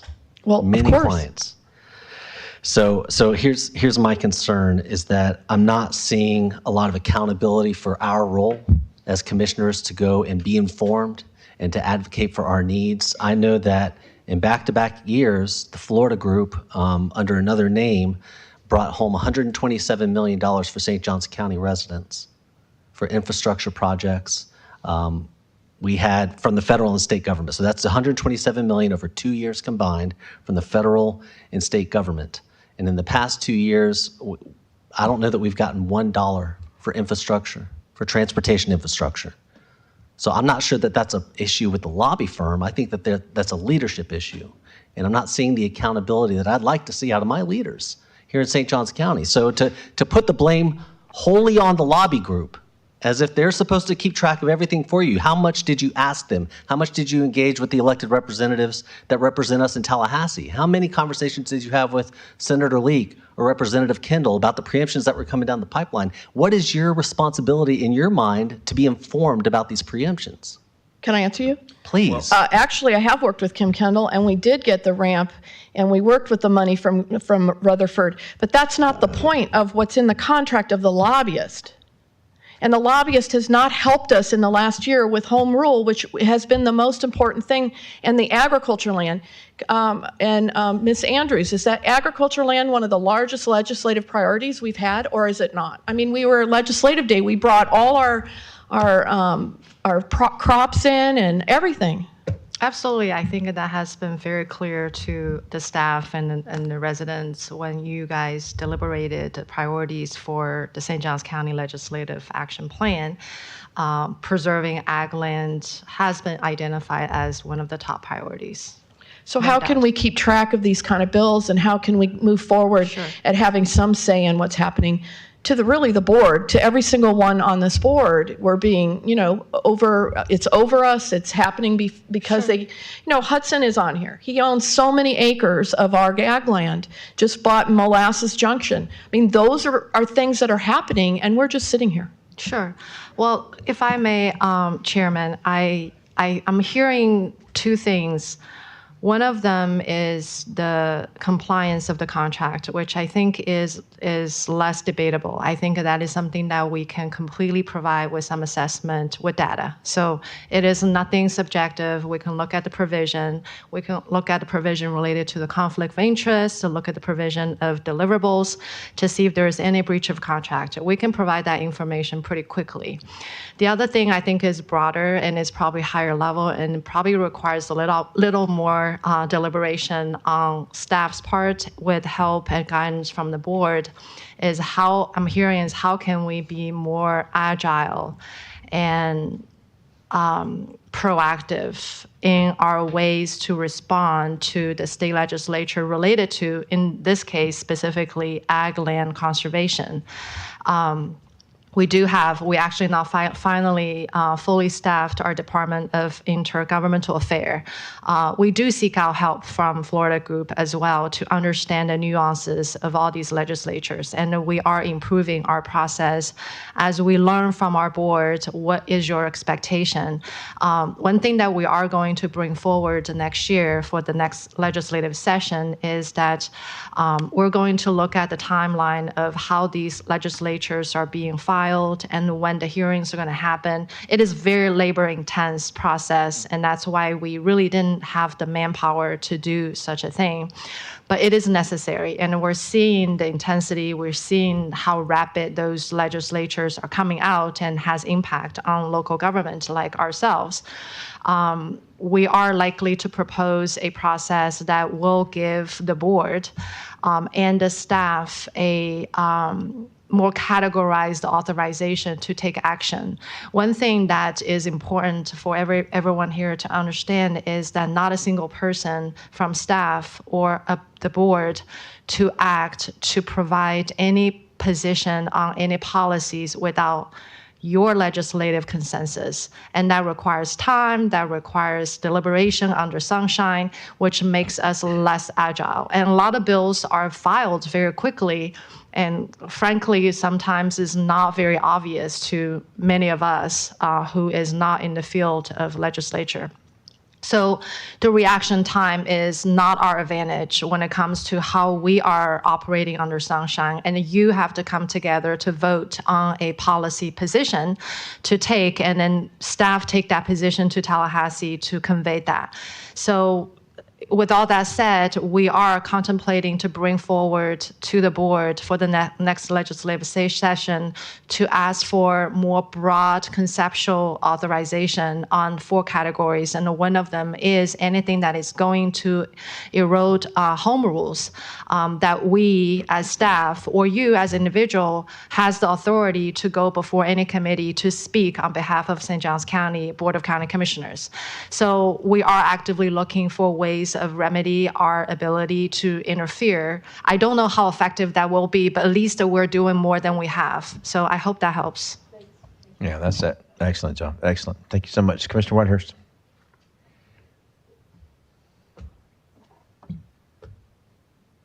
You have the floor. I have no report. Thank you, Mr. Chair. Thank you so much. Commissioner Taylor?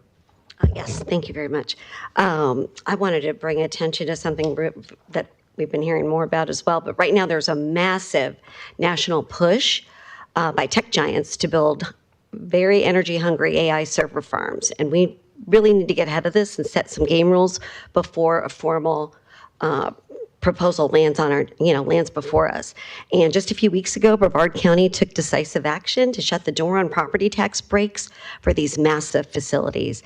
And I would like to do the same. We need to be equally proactive to protect St. Johns County. And I did want to share just some things. I don't know if everybody is aware of just what's involved in these gigantic data centers, but they take a massive, massive drain on our local water supplies. I mean, we know right now just what we've been going through as far as the drought that we're in and that. But a large-scale facility, they can consume up to 5 million gallons of water daily because they're very, very hot and they need cooling. And that would just be catastrophic to St. Johns County. Also, the electrical grid strain. A single modern AI data center can demand as much power as 100,000 residential homes. 100,000. Just huge. And then the other thing to look at is the negligible job creation. I mean, there's very few jobs that are created with these types of things. So what I would love to do is I'd like to, through the chair, love to make a motion to direct county administrator and our attorney's office to draft an ordinance amending our economic development guidelines. This ordinance shall explicitly add hyperscale and AI data centers to the list of businesses ineligible for economic development ad valorem tax exemptions or abatements. And furthermore, I'd like to direct growth management to review our current land development code and return with recommendations to strictly limit the zoning categories where these facilities are permitted to operate. Second. We have a motion and a second. Commissioner Whitehurst. Again, this is a big policy decision that might be the right thing to do, but I've had no time to research what you're asking us to do. I think it's a little premature to make a decision on this motion without having had time to do the due diligence necessary to make an informed decision. So it's not that I think it's a bad idea, it's that I don't have enough information to make an informed vote one way or the other. Okay. I don't. You need information to make good decisions. You can make knee-jerk decisions, but you need information if you're going to make good decisions sitting up here, sir. Order, please. Order, please. I would agree with that. I think that Commissioner Taylor, I think you're on the right track, and I agree with you. I think we need to take a hard look at that, but I would like some more information before I would direct staff to do that. So it's going to be hard for me to support that motion as is, but I'm not a big fan of data centers, but I want to make sure that I get my information correct. My understanding is that the technology is advanced and they use a whole lot less water today, but that's not a considering factor for me. I'm just not a big fan. But I would like more information before we go forward. Anyone else before we vote? Okay, let's vote. You don't need public comment. Okay.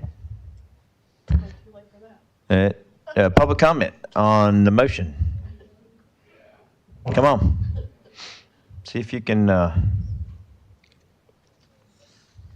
Sorry, go ahead, ma'am. Sorry. Nope. Go ahead. Now, I don't know if you watch the news or not, but they are fighting tooth and nail in Central and South Florida against these data centers because they're using up the ags property and all the water. It's going to get to the point that we might as well just let the agricultural properties go away because we're not going to have no water to grow. As simple as that. It's common sense. You don't have to, you don't watch the news. I mean, Matt Wilder, Google him. He'll tell you all about it. Simple as that. But it's going to get to the point to where we might as well just sell all the farmland because at the rate we're going, we're not going to have enough water to grow anything. It's my opinion. Thank you. Any other public comment this time? Good afternoon. Again, Cliff Tice, 5140 Silo Road. Again, the data centers are, again, huge power draws. My previous employer that I'll keep silent with had a dedicated team to start getting into doing the, I'm not going to get too specific because that'll give it away, doing a lot of work with the data centers. And yeah, if they're that involved with it, knowing their past history, knowing the inner workings of that big employer, they're vile. Absolutely vile. I said, there's dedicated areas to have these places like that, fine. But when they're sucking up all the ag land, as mentioned before, water and the resources, yeah, it'd be bad for the county. So, thank you. Thank you. Are there any other public comment at this time? Hello, Charlie Hunt, Mill Creek Estates.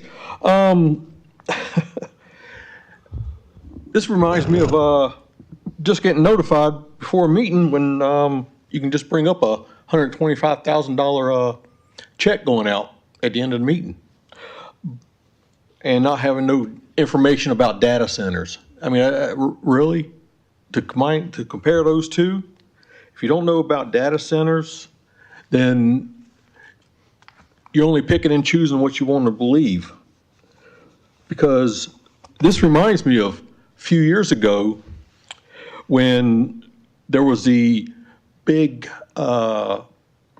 farming indoor building that they wanted to do to grow indoor vegetables, or most likely like loose leaf vegetables, out there off of 207, which where it would be located would be directly beside the solar farm.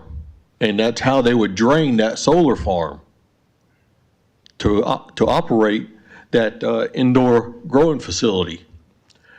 It got denied, understandable, but not knowing about data centers, then you don't get good data.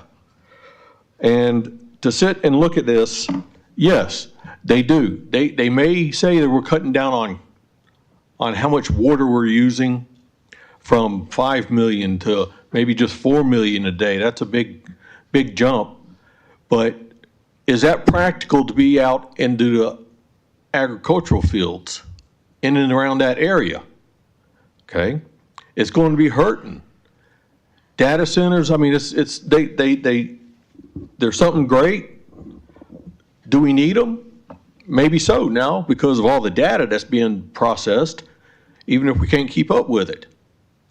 But data centers and agriculture, they can't be around each other because of the threat for the ag from the data centers itself. Now, we look at it, and yes, are they bringing a big financial to the county? Probably not that much. They're making a lot of money, but the amount of people they have working for them, it's not going to be a lot.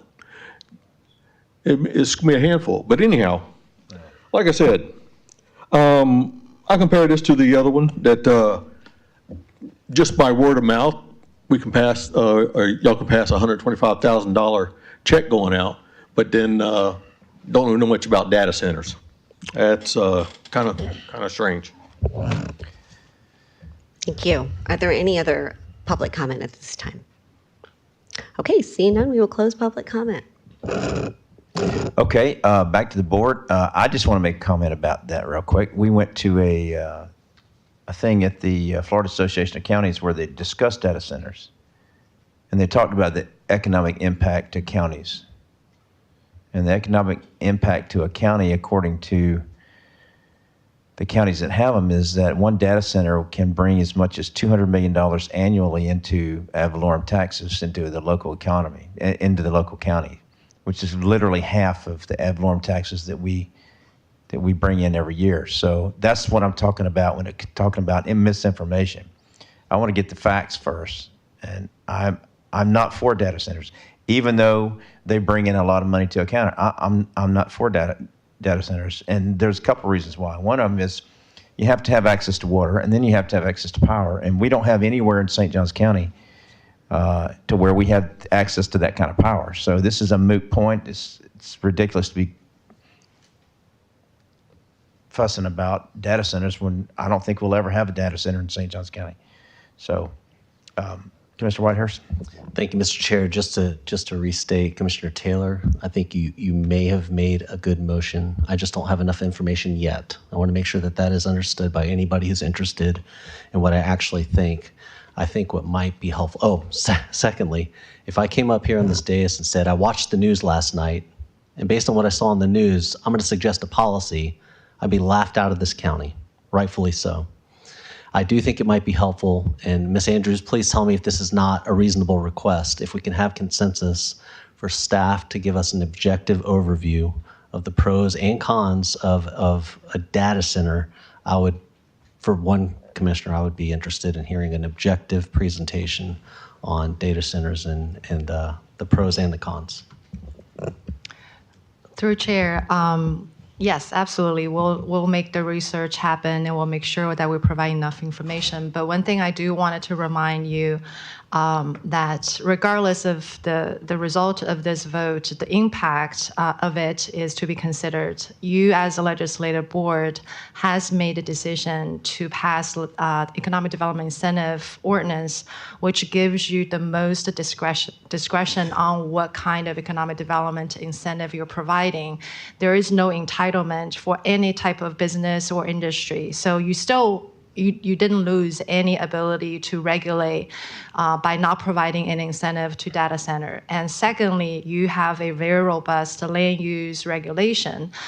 Data center is also subject to that regulation. So what I really just wanted to say is that congratulate to you that you have good regulation in place to still control if that is going to happen. But I think Commissioner Whitehurst's suggestion for consensus for a research might be really helpful and impactful for your future. We don't have any application for data center, by the way, so I just want to be very clear about that. But it may be very helpful proactively for your decision in the future to decide if it is a good thing or bad. Can we have consensus just to hear a presentation from our staff and just could help us inform us if we ever hear an application.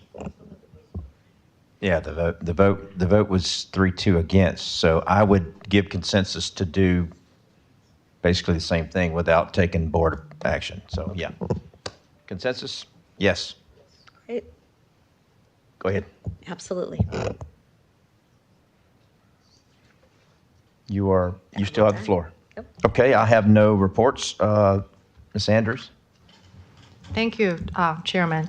I just wanted to remind everyone on the board and the public that we are going to have our annual budget sessions from May 11th through May 20th. And this is the third year that we're going to conduct meetings upstairs in a very small conference room. So first come, first serve, if anybody want to come and watch. And I would say this is probably internally as staff, the most important conversations that we will have all year long. This is really going to be the conversation about what are the community needs, what are departments' requests in terms of what they think they wanted to recommend in terms of level of services, the level of a resource they're going to need. Every department is going to present their budget request, and this year we're going to add 2 sessions. One of them is to go over all of our capital improvement projects and deliberate by the infrastructure delivery team. And secondarily, we are adding another session to go over all the new employees requests, FTE requests, so that if you wanted to be there, or anybody who wants to watch from the ease of their home or come to the county to squeeze into the conference room, they can get a firsthand understanding of how we deliberate as staff to shape the recommendation that you're going to hear about the second part of July. Thank you. Mr. Commando. I'm going to let Deputy County Attorney Taylor take one issue. Okay. Thanks. So, Mr. Chair, we want housekeeping issue with the supervisor of elections. They need to know who is going to be on the canvassing board, whether you're going to do that, and then who the alternate would be. We do that in this meeting so that you can talk to each other in case somebody isn't going to be available that you think would be available. I think we only have 2 available, so I'll be on the canvassing board, and Commissioner Whitehurst can be the alternate. Sound good? We'll send a letter to that effect to the supervisor of elections. Thank you. Thank you. Thank you. And thank you for offering your services. I appreciate it. Okay. Is that it? We stand adjourned.